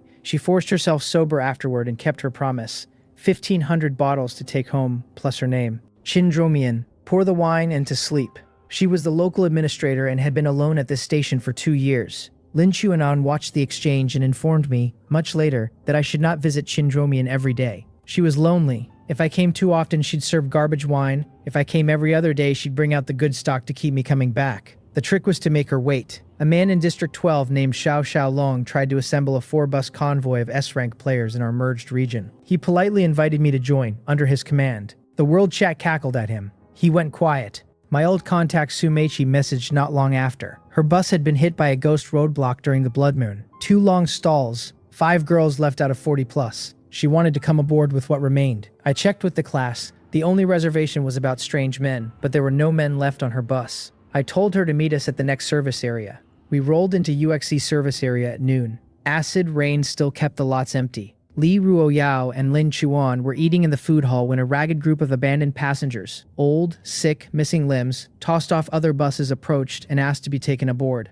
Lin Chuan refused them in a voice that left no room. The ones who abandoned them were their own drivers. The thing threatening their survival was this world. They had already had a long life. Don't take it from people who hadn't. They left without arguing. The food tasted like nothing for a while afterward. Yang Xiaochen pulled me aside near the bus mall and confessed. Said the dirty jokes and the snapping fingers and all the pointed glances had been a campaign for my attention since the start of the semester, and she was scared I'd written her off. I told her I never had, pulled her into my arms, and accepted. She pulled me into the hotel. Yin Shi, who I had asked to wait while I bought her a skill book at the bus mall, watched the kiss in horror, having genuinely thought I was inviting both of them upstairs. The skill book I'd bought her was Bloody Battle, silver mid-grade. Doubled max HP with a 50% attack speed and 30% healing buff. 15-minute duration when Yinshi used it because of lifesteal stacking. In the arena lobby, a woman in a gray shirt and black stockings, Gold Supreme Blade, S-rank swordsmanship grandmaster with 10-fold blade damage, challenged me to a friendly bet for 5,000 bus coins. Her name was Ye Wan Sing. She was a department manager from a real-world office, and she had no idea who she was looking at. I let her swing first, used flash, and choked her with the ghost hand from behind. She surrendered at the second squeeze and threw in a skill book called Yin Yang Reversal, Silver Supreme Grade. A player with a buff talent could activate it to invert any allied stat increase into a double debuff on enemies. Cooldown 15 minutes. Required stamina cost doubled too. Tailor-made for Yang Xiaochen. Back in the hotel, I gave Yang Xiaochen both the B-rank upgrade card and Yin Yang Reversal at the same time. Her Constitution buff promoted to a rank attribute buff. Constitution, stamina, and agility up 50. With 20 more per 100 Constitution she gained, plus a 10% damage reduction.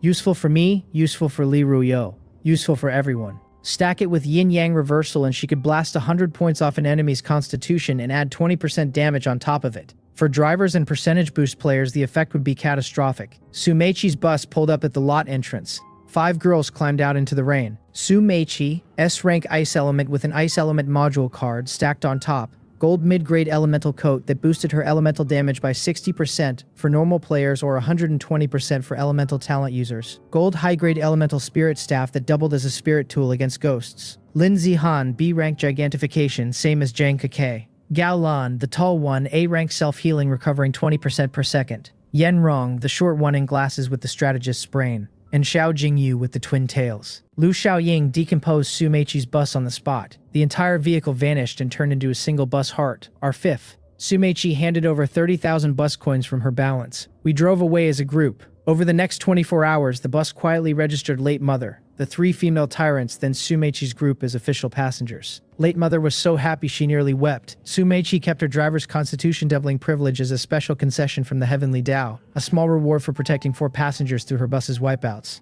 I split the now 51-passenger roster into 10 groups. My own, Li Ruoyao, Lu Xiaoying, Zhang Keke, Lin Xuanan. Su Meiqi's, Sister Jiang's, with Late Mother and the female tyrants. Luo Xiaoxie's, with Su Yu'er, Yang Jiaxin, Wang Jiaqi, Chen Tong'er. Then Li Zhen's, Liu Shu Yue's, Wu Danden's, Zhou Qingqing's, Zhao Yuting's, and Yang Shengnan's. The strongest were 1 through 3. The weakest groups were going to need cultivation if we wanted to survive future Blood Moon nights. Out on the highway, the rain had started to ease. The system flagged a new station type, Multi-Eyed Ghost Mandatory Instance. A black vortex that opened into a large mining cave. Lin Chuan rated it medium. Easy for me, mental poison for everyone else. The multi-eyed ghost was a humanoid fierce ghost covered in eyeballs that drained mental strength on sight, and the cave was full of them, ranging from bronze to gold high grade for the boss. The cave was full of azure spirit stones, silver spirit stones, and gold ore. While Lin Qiunan, Li Ruoyao, and the rest mined near the entrance, I went deeper with Su Meiqi,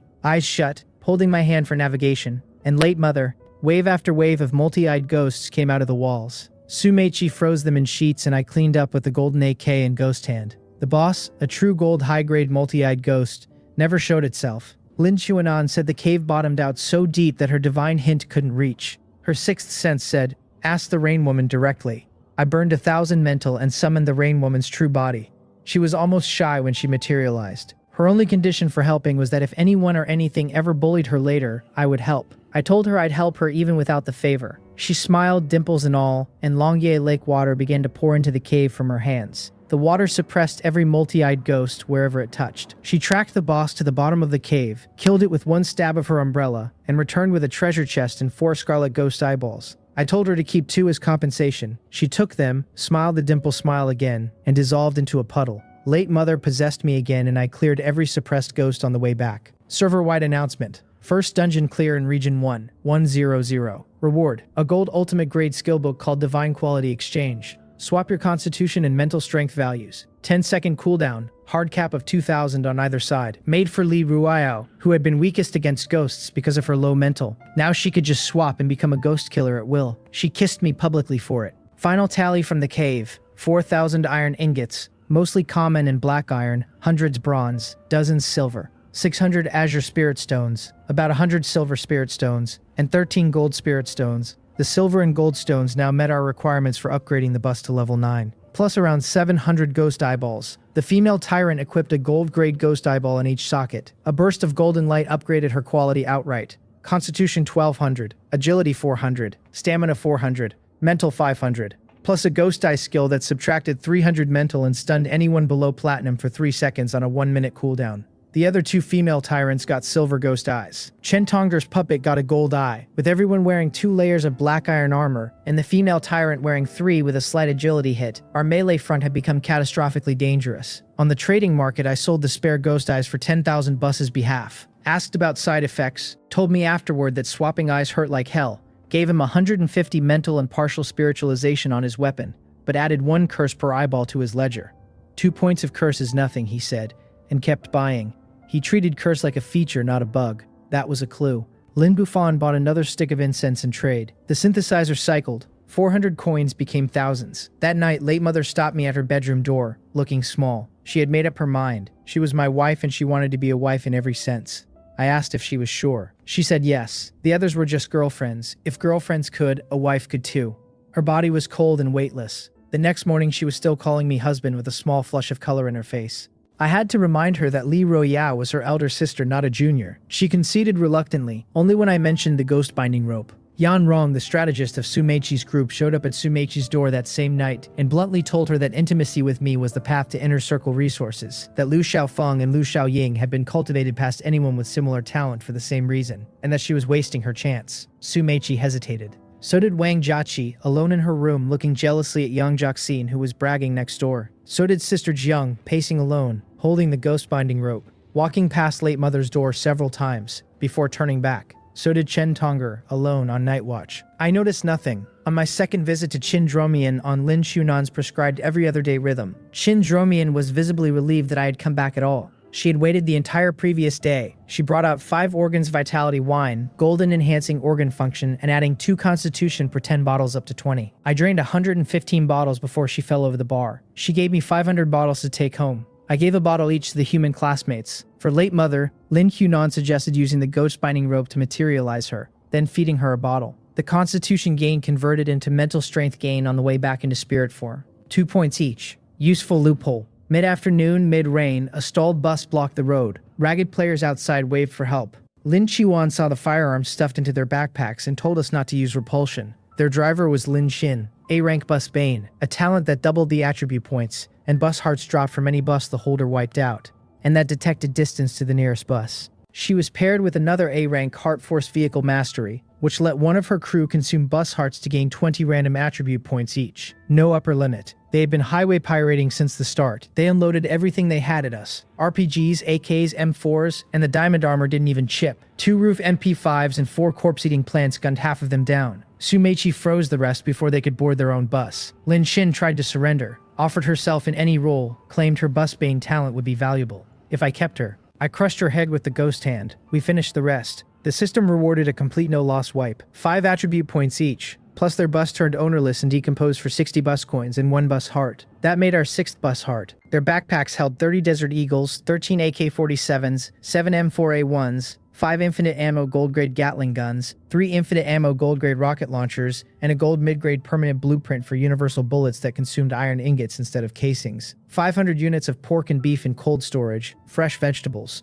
They'd clearly looted a station armory at some point. I distributed the haul. Rocket launchers to Liu Xiaofeng, Liu Xiaoying, and Liu Xiaoxie. Gatling guns to Yang Jiaxin, Wang Jiaqi, Sister Jiang, Chen Tong'er, and Su Yer. Rifles and pistols across everyone else. Bought 13 more shooting platforms for the roof. 15 total, 30 firing slots, and let the class cycle through target practicing on night demons. The girls fought for spots. The rain was tapering. Lin Qiwan said it would be gone by morning. The next station hit before we could enjoy that. UXC Post Station, a mandatory cooperative mission, high difficulty. We had to send 4 chosen plus 2 random people through to retrieve a letter alongside another bus. The other bus was called Ghost. Driver, Han Wensheng, S-rank curse of the deceased. Any of his passengers who died turned into a vicious ghost passenger with mental strength equal to their living constitution, and any normal skills converted to spirit-type skills. The cost was 1/10 of a curse point per ghost passenger, and his bus already sat at 4 curse. About 40 of the 90 souls on his bus were ghosts. Lin Qiwan eavesdropped from the radio before they arrived, and told us in chat what we were dealing with. The mission only allowed 6 per side. Han Wensheng paled, then pulled out 2 rows of pitch-black ghost dentures and ate 5 of his own ghost passengers alive with an ability called Ghost Devouring. They screamed for him not to do it. He ate them anyway. The dentures gave him a temporary mental strength boost equal to each consumed ghost's mental, capped at 5 ghosts, lasting 1 hour, with side effects. I took Lin Qiwan, Sumeichi, and late mother. The system random assigned Wang Jiaqi and Lu Wei from Wu Danden's group. The male coach driver was a sunglassed administrator who answered no questions and took us through what felt like a transition between worlds, into a fog-dimmed mist forest. The fog drained 1/100% of HP per second. A preview, Lin Chunan said, of the next disaster after rain. Fog disaster. The first wave were ghost willow branches, silver low-grade core branches dropping from invisible trees. Lin Chunan one-shot the core branch with her golden desert eagle. 300 willow branches stayed harvestable as materials. Han Wensheng suggested we split. I agreed. He had a one-use ghost pointing needle on him, bought from Chu Che in trade for 6 unconscious Chang ghosts they picked off along the way. In a locust tree grove, the red ghost ropes dropped on us from every tree. 5 ropes I caught with the ghost hand. The 6th landed in late mother's hand by itself. Lin Xuan said the rope was the core. The others were derivatives, and that this was late mother's exclusive weapon. The red ghost rope hung anything below 1,000 mental on contact, drained 500 mental from anything above, and could be upgraded to 1 tier higher when used by a bride class ghost, which she was. She stared at the grove for a long moment, said the place felt familiar, then looked away. She gave the rope to me. I gave it back. Some weapons belonged to one person. The center of the forest was a graveyard. The target letter was pinned to the central tomb. Lin Chunan foretold a Mistwoman clone. Gold ultimate grade in strength, even though it was just a clone, would spawn the moment I lifted the letter, and that hundreds of Chang ghosts in the surrounding tombstones would wait to attack after. Late mother possessed me. I lifted the letter. The Mistwoman appeared behind me, pale woman in white, dagger, mist-bodied, capable of teleporting. I flashed up. She appeared above me. I caught her neck with a fully charged ghost hand, layered the bridal veil's red veil bewitchment to stun, and combined soul-extinguishing technique with the bridal veil's beam. Her head shattered. She dropped a platinum lower-grade resource treasure chest, the first I'd ever seen. The ground exploded with hundreds of Chang ghosts. Su Meiqi's frozen world was on cooldown. Wang Jiaqi refreshed it. Su Meiqi froze the entire graveyard in one strike and nearly collapsed from the mental burn. I picked her up onto my back and we ran, killing scattered ghosts on the way. Han Wensheng's team caught up at the mail coach. He had survived, but 4 of his 5 teammates had died and turned into his ghost passengers en route. One of them, Chen Wei, the player who had questioned Lin Chuan at the start. On the ride back, Lin Chuan tried Divine Hint on the silent driver. She couldn't read him outright, but she caught fragments of his interior monologue. The Mist Forest was just one of hundreds of similar disaster pockets. The next disaster after rain wasn't immediately fog, because fog was too deadly to drop yet. The letters connected to the actual disasters. He grew uneasy and stopped thinking too loudly. Reward, 10,000 bus coins each, plus titles. Mine, mail carrier ferryman. Let me run the mission once a week with my own pick of teammates and partner bus. Han got a smaller version, mail pioneer, 1 extra slot. We delivered the letter, said our goodbyes. Han Wensheng suggested wiping him out before he got bigger. I said no. He hadn't turned on us. Back home, I bought the dining car module. 8,000 bus coins, gold quality, 50 square meters of kitchen, 3 refrigerators, induction cookers, ovens, basic seasonings, 10 dining tables. Wu Dandan was the dorm chef and her 4 group mates could all cook. She took the chef's role with so much enthusiasm she nearly ran upstairs. Upgrading the dining car granted 10 bags of rice a day, then a bag of salt at the next tier. Combined with the 50 hens for my latest sign-in, 100 eggs a day, kept in a soundproofed farming room module, we had stable food for the first time since the world ended. The platinum lower-grade resource treasure chest from the Mistwoman cracked open into a platinum middle-grade vehicle blueprint, Armored Iron Rider. A growth-type motorcycle with a built-in shield, 70% of bus armor scaling with rider constitution, a built-in MP5, 2 rider seats, and up to 5 appointed driver slots. Lu Xiaoying, A-rank mechanic, could craft it for free. She did in an hour. Server-wide announcement, first non-bus vehicle in Region 100. My title count rose to 7. The new title was God of Racing, special quality mastery of any vehicle, unity of man and machine. I assigned the bike slots to Lu Xiaoying, Li Ruoyao, Lin Chunan, and held one for later, picturing Lin Chunan riding ahead of the bus to scout with Divine Hint while Li Ruoyao drove. Wu Dandan's first dinner came up. Golden egg fried rice, 2 woks of stir-fried vegetables, sliced beef and pork and light soy sauce. I told my group to eat without me. Wives, please excuse me for a moment. I'm going to keep Sister Jiang company. Lin Chuan winked. Li Ruoyao gave me the resigned look she gives when she's about to hand me to another wife. Lu Xiaofeng, Lu Xiaoying, and Zhang Kk sat very quietly thinking the word wides over. The road kept going. The rain was nearly out.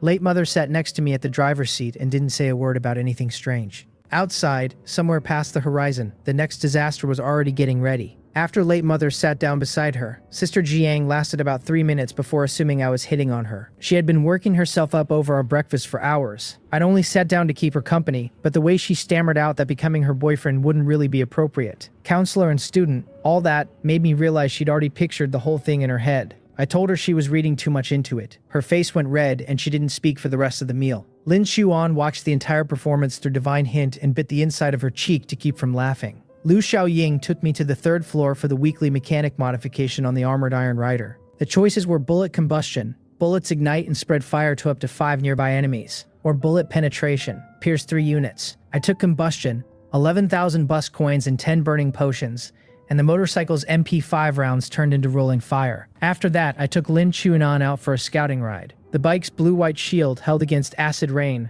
liquor tongues, and night demon swarms. With our averaged constitution above 500, the shield's defense scaled cleanly. Out in the wilderness, we stumbled into a slime zombie nest, masses of mucus that wanted to merge into one giant ball. So I lit the corpse-burning candle and used Incinerate All again. Curse rose to 2. 40-some slime balls, bronze peak quality, blueprints unknown, dropped at the edge of the fire. Lin Chunan reminded me later that the wilderness areas off the highway are their own ecosystem, like the fierce ghost areas, just less obviously branded as dangerous. Back on the bus, I summoned a Rain Woman avatar to ask about the Mist Woman from the post mission. She confirmed it. She, the Mist Woman, and a Snow Woman who was born long ago are all disaster fierce ghosts, born during their respective disasters, all with terrifying growth. The next disaster after rain isn't fog though. Fog is too lethal to drop on us yet. Her hint was a single word: change. Lin Chunan worked the rest out at the dinner table. Snow turned to rain when the temperature went up. Rain will turn to fog when temperature rises further, so the next disaster is high temperature, and the one after that is fog. Yan Rong agreed. We started preparing for heat. That night, Jiang Xiaochen shoved Wang Jiaqi at me as they passed through the corridor and announced she was handing her best friend over for the evening. Wang Jiaqi, blushing, said she liked me and that she didn't want to feel sour about Jiaqi getting there first. I took her in. Lo Xiaoxia stood in the corridor afterward, fists clenched, planning to be next. Day 22's sign-in offered a title slot increase from 5 to 7. I took it without thinking. With mail carrier ferryman, 1,000-cup drunkard, and the new god of vehicles already crowding my 5 active slots, having room to grow mattered more than another item. Far from us, Xiao Xiaolong led his 300-strong 8-bus convoy into a dungeon at Longyue Lake. They didn't know it was the Rain Woman's territory. His S-rank bus-link talent let him merge any consenting bus into one fleet, equalize their levels at the average, share upgrade costs, and stack 3 constitution, agility, and stamina per linked bus to himself. He had a second S-rank, Wang Zigao's Ghost Extinguishing Flame, black fire that burned spirits but couldn't touch physical creatures. 3A rank, 5B rank, 3 more lesser talents. On paper, an enormous force. They sent a D-rank master swimmer in to test the lake. A zombie arm dragged him under and he sank. Wang Zigao's flame did nothing because the arm was a zombie's, not a ghost's. They settled in to wait 3 hours for the dungeon clear. The Rain Woman heard them planning to use ghost candles to lure her out and kill her, and called me through the heart of the Rain Woman. Late Mother possessed me. The Rain Woman pulled me down through the lake water, and we surfaced beside their fight. Wang Zigao saw a man in a red wedding dress floating in midair with a rifle and didn't have time to use his flames. Soul extinguishing layered with the bridal veil's beam went straight through his head. The ghost hand caught Wen Ruanqing's neck before she could light the ghost candle. The Rain Woman split into avatars and pierced skulls with black umbrellas. The rest I cut down with a golden AK. The whole convoy, 300 souls, ended in minutes. Some of them shouted that I was a player helping fierce ghosts kill humans. I didn't bother explaining. Wang Zigao's body and Xiao Xiaolong's body each dropped an S-rank talent card fragment beside them. That was new. Killing an S-rank player drops a fragment. I picked them up quietly and decided not to share that intel with anyone. With the 2 from earlier and the 4 I had banked, I now held 7 fragments toward a new S-rank talent. 3 more and I could synthesize. The convoy's backpacks were a disappointment because their good gear was mostly back on their abandoned buses, far from the dungeon. Still, I pulled a gold high-grade machete called the Sunder Gold Blade off Xiao Xiaolong, a silver Supreme Silver Spirit Axe off Wang Zigao, and a pair of gold low-grade golden patterned haste boots that fed 3 agility and 20% attack speed for 5 minutes when activated. The boots fit me. I gave the Silver Spirit Axe to Li Royao and let her old silver inscribed sword roll down to Yin Shi. Then the rain stopped. The clouds split, some light punched through, and the Rain Woman lit up blue-white as she broke through to platinum low-grade. For a few seconds her face went tyrant cold, and I genuinely braced for a fight, but her eyes warmed up again and she walked into my arms and kissed me. The heart of the Rain Woman around my neck upgraded to platinum mid-grade. 4 avatars now instead of 3. Gold high-grade strength, 15-minute durations, hour-long cooldowns. Her true body could be summoned for 30 minutes off 1,000 mental, on a 48-hour cooldown. A new third ability let me summon Longyue Lake water itself in narrow terrain, charged at 1 curse per minute past the first 24-hour cooldown. She still wouldn't board the bus. Longyue Lake was her source of strength now, and the Heavenly Tao wouldn't let her abandon the dungeon. But if I gave the Heart of the Rain Woman to Lin Xuan or one of the others, her avatar could ferry me back and forth through the lake water. We agreed I'd help her any time players came to Longyue Lake to bully her, and that she'd kill those players and leave their loot for me. Her conditions for getting on the bus permanently were left for later, some way to bind the bus to the lake water that didn't depend on the necklace. Trip back. Curse stat sat at 3. That evening the bus stalled and the chickens in the farming room turned into a problem.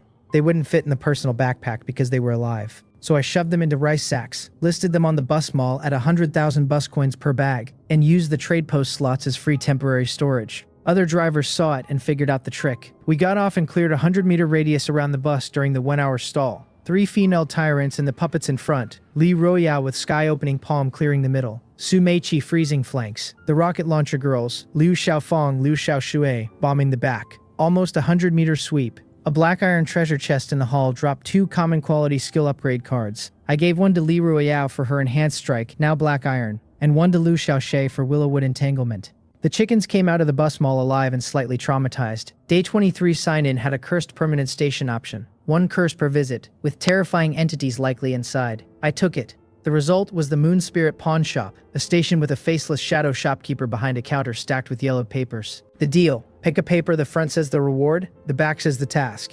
If you fail the task, you get 1 chance to re-roll, and if you fail that, the shopkeeper kills you. I watched another driver named Zhao Jun discover a loophole. If the shopkeeper is about to kill you, you can offer your own life as a new trade for a new task, and exploit the cycle indefinitely. He used it to save himself but threw his classmate Chen Lily to the wolves to do it. There was a paper offering an S-rank talent upgrade card for 7 disaster fierce ghost treasure chests in 2 months. Extreme difficulty, impossible for now. I took the lower tier paper instead. 1 S-rank talent card fragment for killing 3 platinum quality task creatures within 13 days, medium difficulty. With the sword-wielding zombie probably about to cross my path, manageable.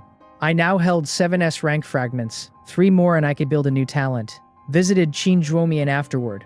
She knew about the pawn shop and warned me. Curse can be removed but the cost is high, and if I get into real trouble with the shopkeeper she might be able to negotiate me out. Today's wine was energy wine. Bronze mid-grade, 20 stamina and 20 mental per bottle. She wouldn't give me the 5 times reward this time because she'd realize she'd just lose every solo bet. The whole class drank with me. Lo Xiaoxiu sobered the drunk ones. 200 bottles of energy wine to take home, plus a standing offer of help from the most powerful administrator I'd met. That afternoon the system flagged Mid-Month Plaza, a 4-floor mall like a Wanda back home, with another bus already inside. The bus's owner was Ma Wanqing, 29, the youngest professor at the Beijing Science Academy of Geography. S-rank infinite corrosion, black mist that ate everything including spirits, scaling on constitution and stamina. She tried to lecture me into leaving, and only let us in when she saw the 3 female tyrants and the puppets line up behind us. The first 3 floors were already cleared. The 4th floor held a sword-wielding zombie, platinum low-grade, breaking toward platinum mid, 2800 constitution, 0 mental, with 2 platinum skills, instant shadow slash and piercing sword chi, and a crimson longsword that radiated pressure. It couldn't descend below the 4th floor. Lin Chuan ran the plan. Yang Jiaxin opened with yin-yang reversal, stripping 100 constitution and stamina off it and adding 20% damage taken. Su Meiqi cast Frozen World. Wang Jiaxi refreshed it for the 2nd round. Li Ruoyao savage charged in, powerful strike plus half-moon cleave, through sky-opening palm. I stabbed the Sunder Gold blade into its head, and the critical hit attribute fired for the first time since I unlocked it. 6% of the boss's HP gone in 1 strike. The 4 Rainwoman avatars piled their black umbrellas into its torso. Ma Wanqing's black mist wrapped its head.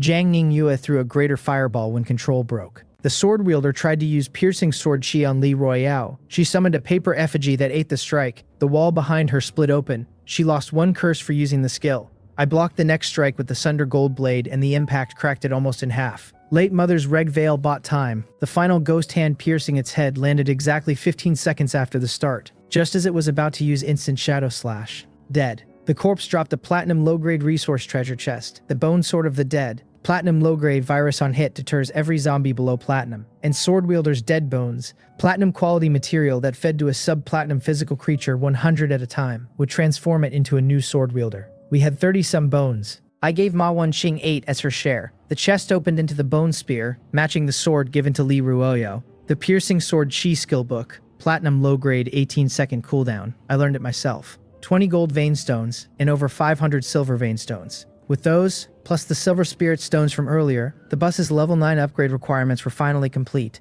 Ma Wanqing apologized for lecturing me, added me as a friend, and went pale when she saw Gu Pingsheng appear in her contacts. She'd been arguing with the world's #1 driver. We agreed to share the plaza for a day. Too many supplies to take in one pass. I sold goods on the bus mall at 20% below market, hand-typing trade posts as fast as I could. Brand-name food, bagged cooked meat, drinks, fresh raw beef and seafood from the buffet. Reputation as a trader carried me. Players bought everything. Late at night, I caught Sister Jiang carrying 10 cases of water up to the bus and took them out of her arms. We ended up alone in a corner of the 3rd-floor supermarket.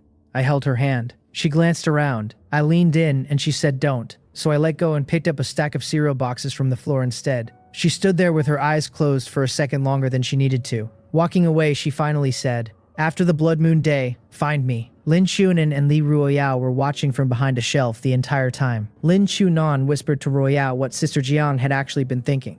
Too many things to repeat, and they ran off when I noticed.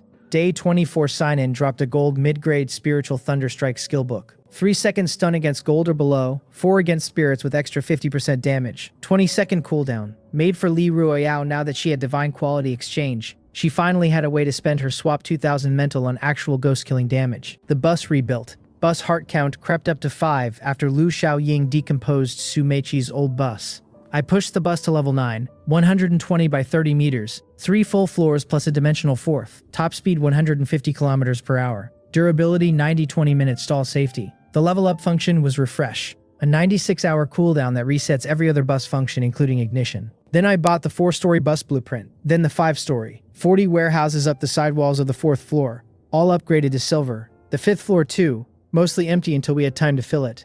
Wu Danan's dining car got refrigerator upgrades. Zhao Yuting's group of 5 took over supply organization. Categorize, restock, run the new in-bus mini supermarket. Yan Rong's idea, have Ruo Yao and the gigantification girls move whole shelves down at once, then everyone else strips them while the next shelf came down. Zhao Yuting tried to seduce me on the 3rd floor. Heavy makeup, low-cut top, miniskirt, told me she was a virgin and wanted to be a girlfriend. I left. Lin Chuan caught up to her and explained what was wrong. Not the makeup, not the figure, but the cheapness. Zhao Yuting toned herself down by morning. Barely any makeup, simpler skirt, and went back to organizing without another word. Ma Wanxing came over before her bus left and asked if her whole institute could join the safe. I said only her and Xu Wenwen. The rest of her institute was full of male players. She wouldn't abandon her colleagues, so we parted ways. Lin Xuanan watched her bus disappear and predicted out loud that Ma Wanxing would be back after a few stalls. Stocking up. The bus's 4th and 5th floors became long-term warehouses, supplies enough for 2 years even with no resupply. Lin Chuan worked out a theory looking at expiration dates. Every supply we'd been finding in this world, convenience stores, supermarkets, gas stations, even my sign-in McDonald's, was leftover material from Earth that had transmigrated alongside the players. The Heavenly Tao didn't create matter from nothing. The 3rd Blood Moon Night dropped at 6, survival rate now 800 million globally, under a tenth of the original 10 billion still alive. New rules. Maximum monster quality is set by the average of the top 3 buses, so the ceiling rises with us. Wiping out other buses pays 5 times the constitution, and bus hearts and double their points. Cooperative stations may now match buses across regions anywhere on the planet, and the Soul Road can spawn, an isolated stretch of highway where buses meet a soul station holding their own dead passengers as ghosts. Bring a soul back and the driver eats 10 curse. The soul might lose control, but a supernatural event triggers and there's good loot. Ignore the soul and it dissipates forever. Almost everyone in class thought of Huang Ting at the same moment. Yang Jiaxin had stripped down to a swimsuit, said it was hot, said the windows were one way anyway, said she might catch my eye. Half the class found excuses to follow suit. Huang Jihan stood there honestly confused.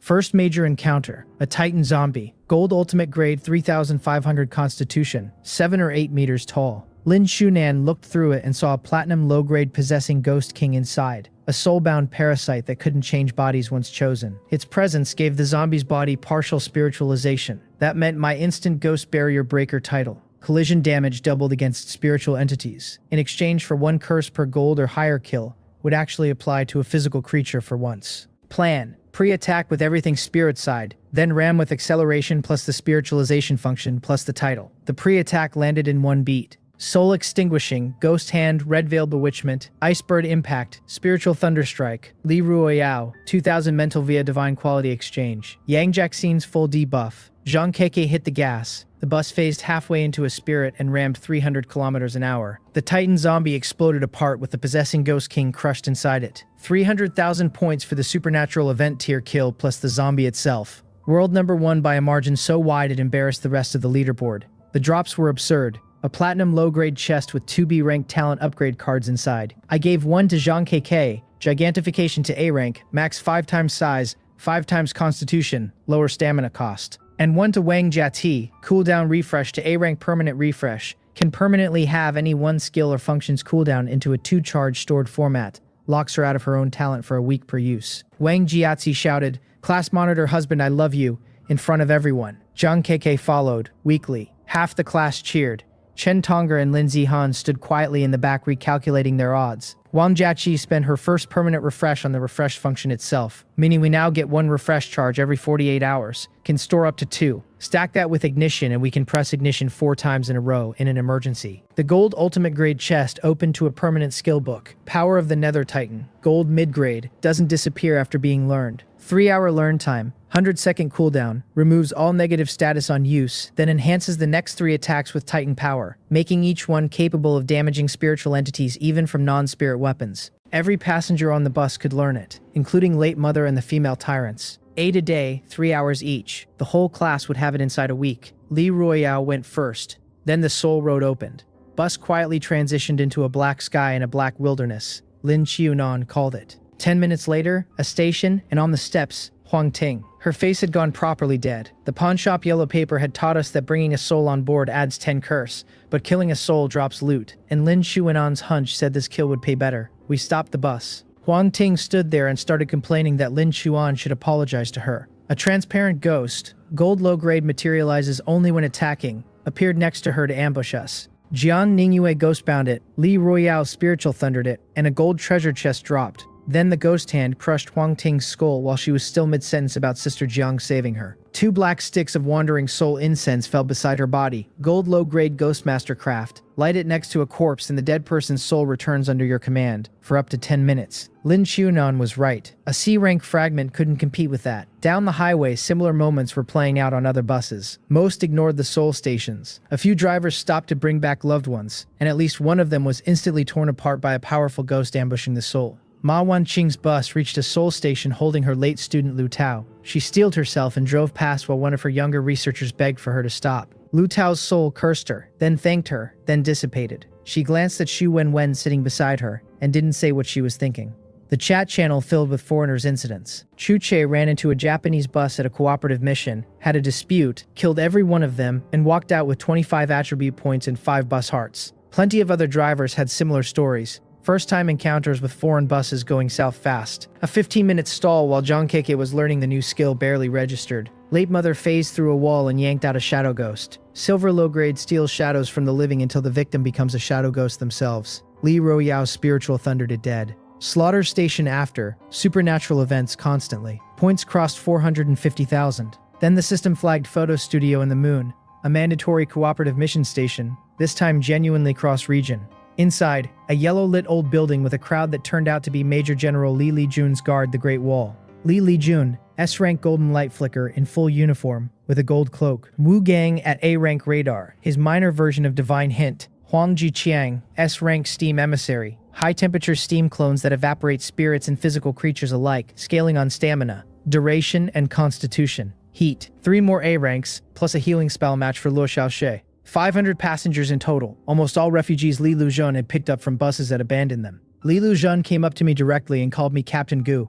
Wu Gang's radar had already told him I was the strongest in the room, and the bus must be safe. We shook hands. Mission rules. 5 chosen plus 3 random per side. 16 people total. Take a strange camera-shaped van to a small world. Photograph a fierce ghost. Leave the photo in an envelope at the photo location. Return. I picked Li Ruoyao, Lin Qiunan, Late Mother Su Meiqi. The dice gave us Liu Xiaofang, Yang Shunman, and Du Lin from Zhou Qingqing's group. Li Lujun took Wu Gang, Huang Jiqiang, 2 A-rank combatants, and 3 random refugee players, a young woman, an older woman, and a man named Wang Qi. The Spectre camera was special quality. Function unknown. Lin Qiunan's divine hint hit a wall. Li Lujun asked to carry it himself. If photographing a ghost made the ghost retaliate, he wanted the hit. Lin Qiunan privately told me to give it up. She felt the camera was bad news. I handed it over. The driver of the camera van was a hunched old administrator in sunglasses. He pressed a shutter on his own chest camera. The world washed white, and we arrived in Misty Town, a small world of fog and red moonlight, definitely tied to the Mist Woman. Lin Qiunan reasoned out the full chain right there. The post-mission system has 3 legs. Take photos, leave photos in envelopes. Pick up envelopes from graveyards, develop or process them. Deliver letters from those graveyards back to the post stations. Putting disaster-fierce ghosts into the survival world stage by stage, carried by photographs and letters. The Mist Woman didn't want to come. She called the survival world hell, said other disaster ghosts feared it.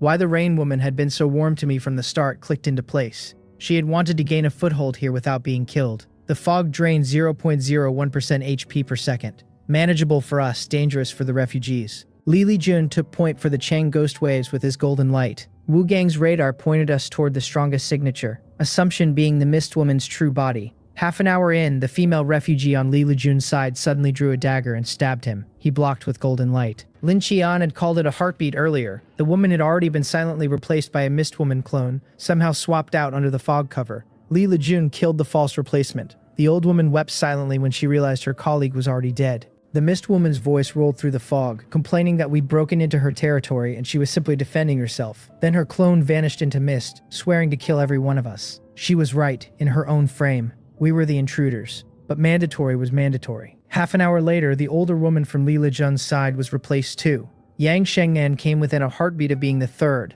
A wisp of cold touched her back. Her body locked. Her health crashed to zero. The Blood Moon Lord life-saving immunity caught her at 50%. She survived but spent her one fatal damage immunity for the night. Lin Qiunan had it figured out by then. The Mist Woman targets only female players on a roughly 30-minute interval, and only those with low enough mental strength to be silently replaced. The pattern fit precisely. One more attempt and someone on our side without Yang Shengnen's luck would die. Then she suggested we send the Rain Woman out to negotiate. Lin Qiunan's idea was simple. Send the Rain Woman out to talk to the Mist Woman directly. I summoned her true body through the heart of the Rain Woman. Major General Li Lujun watched a fierce ghost coalesce out of lake water in front of him, and accepted, wary but pragmatic, that I had a working trump card. The Rain Woman explained quickly. The Mist Woman was refusing the Heavenly Tao summons, which was why these missions even existed. She had grown stronger since the rain ended, while the Mist Woman had already lost most of her power to the photos and envelopes already taken. She put the heart of the Rain Woman around her neck and flooded the streets of Misty Town.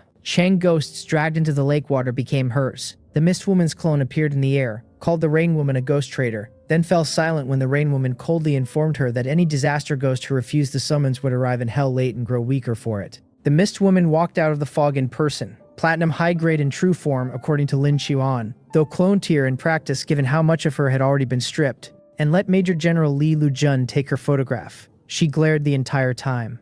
We left the envelope on the ground. Reward: 50,000 bus coins, 100,000 points, 3 Mist Woman clone summoning cards, platinum low grade, single-use 10-minute combat, and the title Photo Studio Ferryman. 1 mission a week of my own choosing with 1 extra teammate slot and the option to pick the partner bus or random match. Li Lujun's hull was lower because most of the actual work had been mine and the Rain Woman's. We added each other as friends. He made it clear he would only take the photo missions if forced. Every photo accelerated a new Calamity Ghost's arrival in our world, and he didn't want a hand in it. Fair enough. The phase vehicle driver answered one piece of trivia on the way back. Any vehicle stalls, no exceptions including his. Anything alive on a stalled bus dies, except for unmatured crops planted in resting soil, which finally explained why our logging factory and cultivation room never went brown after a stall. Resting soil keeps seeds and immature plants in stasis. Eggs probably the same. Mature crops, hens, players, those die. On the way back to our own highway, Lin Qiuan flagged a platinum low-grade witch zombie in the wilderness. Low agility, with a platinum low witch's staff that fired non-targeted spirit orbs and a witch's robe that resisted spirit attacks but folded under physical hits. 2-person job, me on the back of the bike, Lin Qiunan steering, full battle intent stack. We circled at distance and I cut her in half over 8 piercing sword chi swings, taking 4 shield hits along the way. The robe and staff dropped. The staff cost 50 stamina per cast. No cooldown, but I could only fire 10 or so before running dry. The robe was a stronger version of the red bridal gown without the stun. Points crossed 600,000. 6 in the morning, the third blood moon ended. Final scores. Safe at 612,300. An American bus called Los Santos at 434,500. Major General Li Lujun's guard the Great Wall at 397,800. The reward bundle was the biggest yet. Every passenger pulled 70 regular and 30 special attribute points, plus 30 inventory slots. My backpack jumped to 200 slots. Stall safety stretched to 25 minutes. 2 D-ranked talent upgrade cards, 2 C-ranked talent upgrade cards, and 1 S-ranked talent card fragment, now 8 of 10, 2 more and I synthesize. 2 random talents to drop on the bus. And, biggest line, every passenger received a gold low-grade weapon from the gold spirit set. The driver got 10 luck and my maximum health doubled to 200%. With battle intent at peak, my constitution would now sit above 2,000 and my effective HP twice that.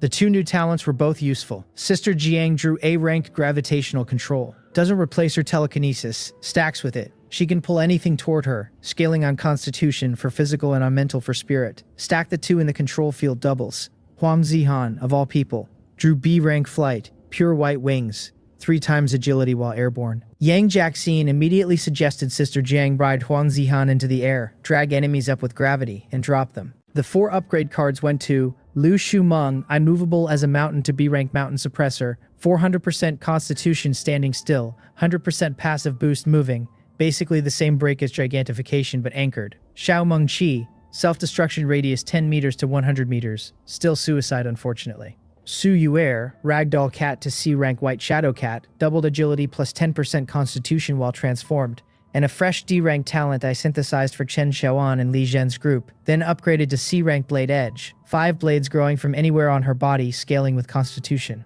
She wasn't impressed because the gold spirit blade outdamaged her own talent. For now, we agreed it'd grow. Attribute pass constitution officially crossed 1,000 for me. Mental 2334, critical hit 4%, luck 23, curse 4. 9 title slots in use, 7 active. The world updated again. Monster speeds rose from 50 to 60 kilometers per hour. Supernatural events stopped being blood moon only. Service area prices jumped from 1 to 10 coins per person. And regions merged in groups of 500. We were now Region 1500, basically the Pearl River Delta. A driver named Mo Tian Chang, from a bus called Sky Territory, ranked 25 globally, used his merge debut to talk down its safe, said our top finish was luck. Han Wensheng, Chu Che, and Ma Wanqing all walked into the chat and lit him up. He stopped talking. Lin Chuan flagged a private piece of intel later. Mo Tian Chang was internally plotting to use some item he had on him to control my people if our paths crossed. Day 25, sign and let me trade for a flat 10 km per hour bus speed boost. Top speed 170 km per hour, almost certainly the fastest globally. We hit a service area. Sister Jiang followed me to the bus mall, finally relaxed enough to call me husband once we were alone. I bought her a silver high-grade silk entanglement skill, 15-second cooldown, sticky resilient threads, doubled effect for control talent users like her, plus a stack of silver-grade combat skills for Li Zhen, Lu Shumeng, Lin Zihan, and the rest of the second-tier combatants. Then we went upstairs. Outside, the arena was getting interesting. A pack of actual elementary school students walked in. Class monitor-type girl with twin pigtails and a black dagger. Vice monitor and glasses with a high IQ face, plus assorted small kids carrying weapons too big for them. The class monitor's name was Jiang Xiaochen, S-rank 5 senses deprivation. She could strip up to 5 senses from 1 target or 1 sense from 5 targets. 10-minute cooldown each, 5-minute duration. She instantly killed a burly A-rank with an axe by stripping every sense, then methodically stabbing his head, neck, heart, and lower vital. The vice monitor was Li Tiantian, A-rank high intelligence, doubling as their commander. They had 2 more A-ranks back on their bus. I declined a one-on-one with Jiang Xiaochen. Lin Qianan had read out exactly how that fight would end if I tried. Lin Qianan instead walked over to Li Tiantian at the game zone with 100,000 bus coins of mine. Number bomb first to bait, she lucked guessed a quick win. Then Shang-Chi for 20,000 bus coins, where she deliberately lost to keep Li Tiantian's competitive streak burning. Then go for stakes that emptied the elementary bus's coin reserve. 80,000 to us. Li Tiantian sat in a corner afterward drinking beer and crying about her IQ being insulted. Jiang Xiaomu hugged her. Lin Xuan walked out with 230,000 total. Other players caught on by the end and stopped playing her. She still came out enormously ahead. Day 26 sign-in dropped a fire element module card, gold quality plus 150% fire damage. I banked it for the corpse burning lighter. Visited Qin Zhuomian for vigor wine, bronze quality plus 100 constitution for 10 minutes per bottle. 300 bottles distributed mostly to scaling combatants, given to Li Royale with a wine and an adrenaline potion, and Yang Jackson's buff stacked her constitution ceiling crossed 4,000. Lu Xiaoying ran her 3 weekly mods at once. Fuel consumption down to 40%, a silencer added to mute the bus, and a massage function on the seats. Lu Xiaofeng's new weekly potion was freezing potion. Gold low, 50 gin of ice plus 500 mental per dose. Su Meichi made the ice in seconds with a tap of the spirit staff. The high-temperature disaster started biting after lunch even with the air conditioner running. I dropped 100,000 bus coins on the AC module, central purification air conditioning, diamond-grade blocks toxic gases and viruses, dehumidifies plus 30% stamina/mental recovery just for being inside. The next upgrade tier, 300k, adds 1% HP/SEC recovery for everyone in the bus. That second tier is going to be the answer to the fog disaster when it hits. Fog drains health by breath, but a level 2 diamond AC isolates the gas and regenerates faster than the drain. I made a mental note to broadcast that on the chat channel when the time came. Reputation play. Late afternoon, I burned the male ferryman title for a solo random match. Solo gives a 50% reward bonus and no random strangers as teammates risk. The destination turned out to be Misty Town again, in person this time. No Major General Li Luzhen. The male coach driver was the same sunglassed administrator who recognized me on sight. The Heart of the Rain Woman was on cooldown, so the Rain Woman wasn't coming to bail me out. I went in with Li Ruoyao and Late Mother only, leaving Lin Xunan, Su Meiqi, Sister Jiang, and Yang Jiaxin at the post station. The Mist Woman appeared at our shouting. I leaned hard on threats, that I'd flood her town with the Heart of the Rain Woman, that I'd misused the Mist Woman clone summoning card she dropped me last time, that I had ghost-repelling incense and ghost candles on hand. She stewed, accepted a gold spirit axe as a tribute gift, and walked us to the envelope. Lin Chunan had warned me through chat. The photo clone inside the envelope attacks regardless of the main body's intentions. The instant I lifted the envelope, a fresh murderous Mist Woman clone phased in behind me. I drank a bottle of Lincoln wine for an 80% dodge on her first 3 attacks, used the permanent skillbook power of the Nether Titan to convert my next 3 strikes into spirit damage, drew the bone sword of the dead, and swung piercing sword chi at her. The strike hit a clone with no time to teleport. She came apart. The sword chi continued past her and split the ground and several houses behind her into a deep crack. The original Mistwoman clone watching the fight had been jeering up to that point. After that swing, she went silent. I walked over to the envelope with the platinum chest she had dropped, told her she was cute when angry, and walked out. She cursed at us the entire way to the gate. Reward at the post station, 15,000 bus coins, 3 more Mistwoman clone summoning cards, now 4 total, and a 9th title, Calamity Buster, 10% reduced damage from calamity effects on me, 10% more damage I deal to calamity ghosts. A new staff member came down the post station stairs after the rewards posted. A high ponytail woman in a uniform marked post station, named Wang Shi. She was the second-floor administrator, only visible to drivers who had perfect cleared 2 missions. Her explanation cleared up the whole post station system. There are 3 categories of fierce ghosts. Original ghosts native to this world, reincarnated ghosts transformed from other beings, humans included, and derivative ghosts sit in their own bucket. They're characteristically both original and reincarnated. Each batch of players has its own set. A flame woman in the previous batch, a flame man in ours. No shared memory between the 2. The post stations exist to push calamity ghosts and other deep area fierce ghosts into our world via envelopes and photographs, which is why the missions exist. The second floor of the post station carried higher tier missions. Kill the fierce ghost, deliver the envelope deep into a fierce ghost area, and only ferryman title drivers could accept them. And the monsters chasing the bus paused while we did. In-stations and theater stations are also new mission types tied to that system. The most pointed thing she said was the connection between our 2 main monster types. Zombies are bodies without souls. Fierce ghosts are souls without bodies. The unspoken half, where the bodies and souls come from, was that we and our predecessors are the source. Survival world is a goo-rearing pit. We already suspected it. Wang Shi just confirmed it. Loot from the platinum chest, a pair of platinum low-grade spirit claws, like brass knuckles with 5 sharp talons each, capable of damaging spirits. Tailor-made for Zhangkeke's gigantification. At 5 times scale, the claws scale with her, and she becomes a melee bruiser at her gold tier ceiling. Late Mother sensed her sister's birth shortly after. 3-way fork in the road. Left was the highway, right was a manor, middle was hell in ancient town. Stone tablet at the entrance read betrothal. Gu Pingsheng and Lu Xunyang. I lost 13 mental from witnessing the eerie sight and ignored it. Lin Chuanon eavesdropped on the radio. The new ghost bride's interior monologue confirmed she was a yandere, wanted to eat me bite by bite and sleep on a bed made from my bones, but loved me unreservedly. Late Mother had been the same way at the start. We went in heavy this time, most of the class, leaving 1 puppet and 1 female tyrant on the bus. Cleared the streets one-shotting chain ghosts, picked up the wedding candy drops on the way. The ghost hand from Helen's main hall showed up again, and dropped a silver mid-ghost hand skill book once Lin Chun pinpointed its core. I gave it to Late Mother to learn, since she'd registered as a player, and could now learn skills, and probably accept talent cards too, a thread to pull on later. The new ghost matchmaker was gold low this time, with a wooden man dodge instead of a paper man dodge, and a threat: he was a member of the Ghostmaster organization. Killing him meant offending it. I killed him anyway. He dropped a gold low woodman summon, same idea as Li Royale's paperman summon, but the wooden duplicate inherits the user's full attributes for 10 minutes, 15-minute cooldown, and only 1 curse per 2 deaths instead of 1 per use. I gave it to Lin Qianan for survivability. The 2 silver chests in his hall went to Gao Lan and Yin Shi as silver skill books. The gold low one was a ghost candle. We reached the central courtyard. Lu Xunyang walked out in the same red bridal gown and red veil as Late Mother, only with her hair tied up instead of loose. Same rule-bound love at first sight imprint. The same gold low-grade strength. She demanded marriage, but only after I killed all my concubines and let her eat me bite by bite. Late Mother slapped her. Sister Jiang used gravity to drag her in, and the ghost binding rope to pin her. Done. We swept 80% of the remaining ghosts on Lin Chuan's recommendation, leaving 20% so the next bride could gestate without too much delay. Total wedding candy haul, 4,000 mental, distributable. Allocation: I took 800 but stopped at 500 when my constitution hit 1012 and my mental hit 3814, and the imbalance started giving me dizzy spells. Constitution caps how high mental can safely climb. Sister Jiang got 600. Her gravity scales on mental for spirits. Late mother got 500 and broke through to gold high-grade quality. Lu Xiaofang got 100 for high-cost potions. Sumeichi got nothing extra. Her bottleneck is the staff's quality, not mental. The remaining roughly 2,300 split evenly across 44 passengers,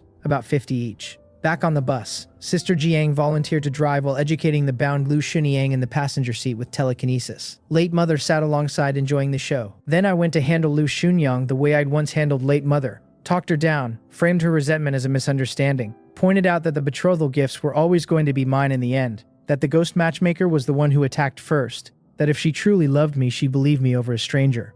The rule-bound love did the rest. She broke and called me husband, sobbing, embarrassed. Sister Jiang and late mother stared at me from the side. Lin Xuan filed the entire technique away with admiration. Late mother briefly worked out that I had probably done the same to her, decided she didn't care. Last thing before sleep, I pulled late mother into her room and asked her about the Ghostmaster organization. She said she didn't know much, only that they cooperated with fierce ghosts at scale, were powerful, and were generally walled off from the player community by survival world rules. Native fierce ghosts and native organizations cannot appear on the highway or interfere with player activities outside of specific stations and supernatural events. So if they wanted to retaliate for the dead ghost matchmaker, they'd have to come at me through those rule-bound channels. And for a low-tier member like that one, going to that trouble wasn't worth it. Most likely they let it go, she added, using the time we had, that there'd be no retaliation in the short term. So now was the time to keep growing.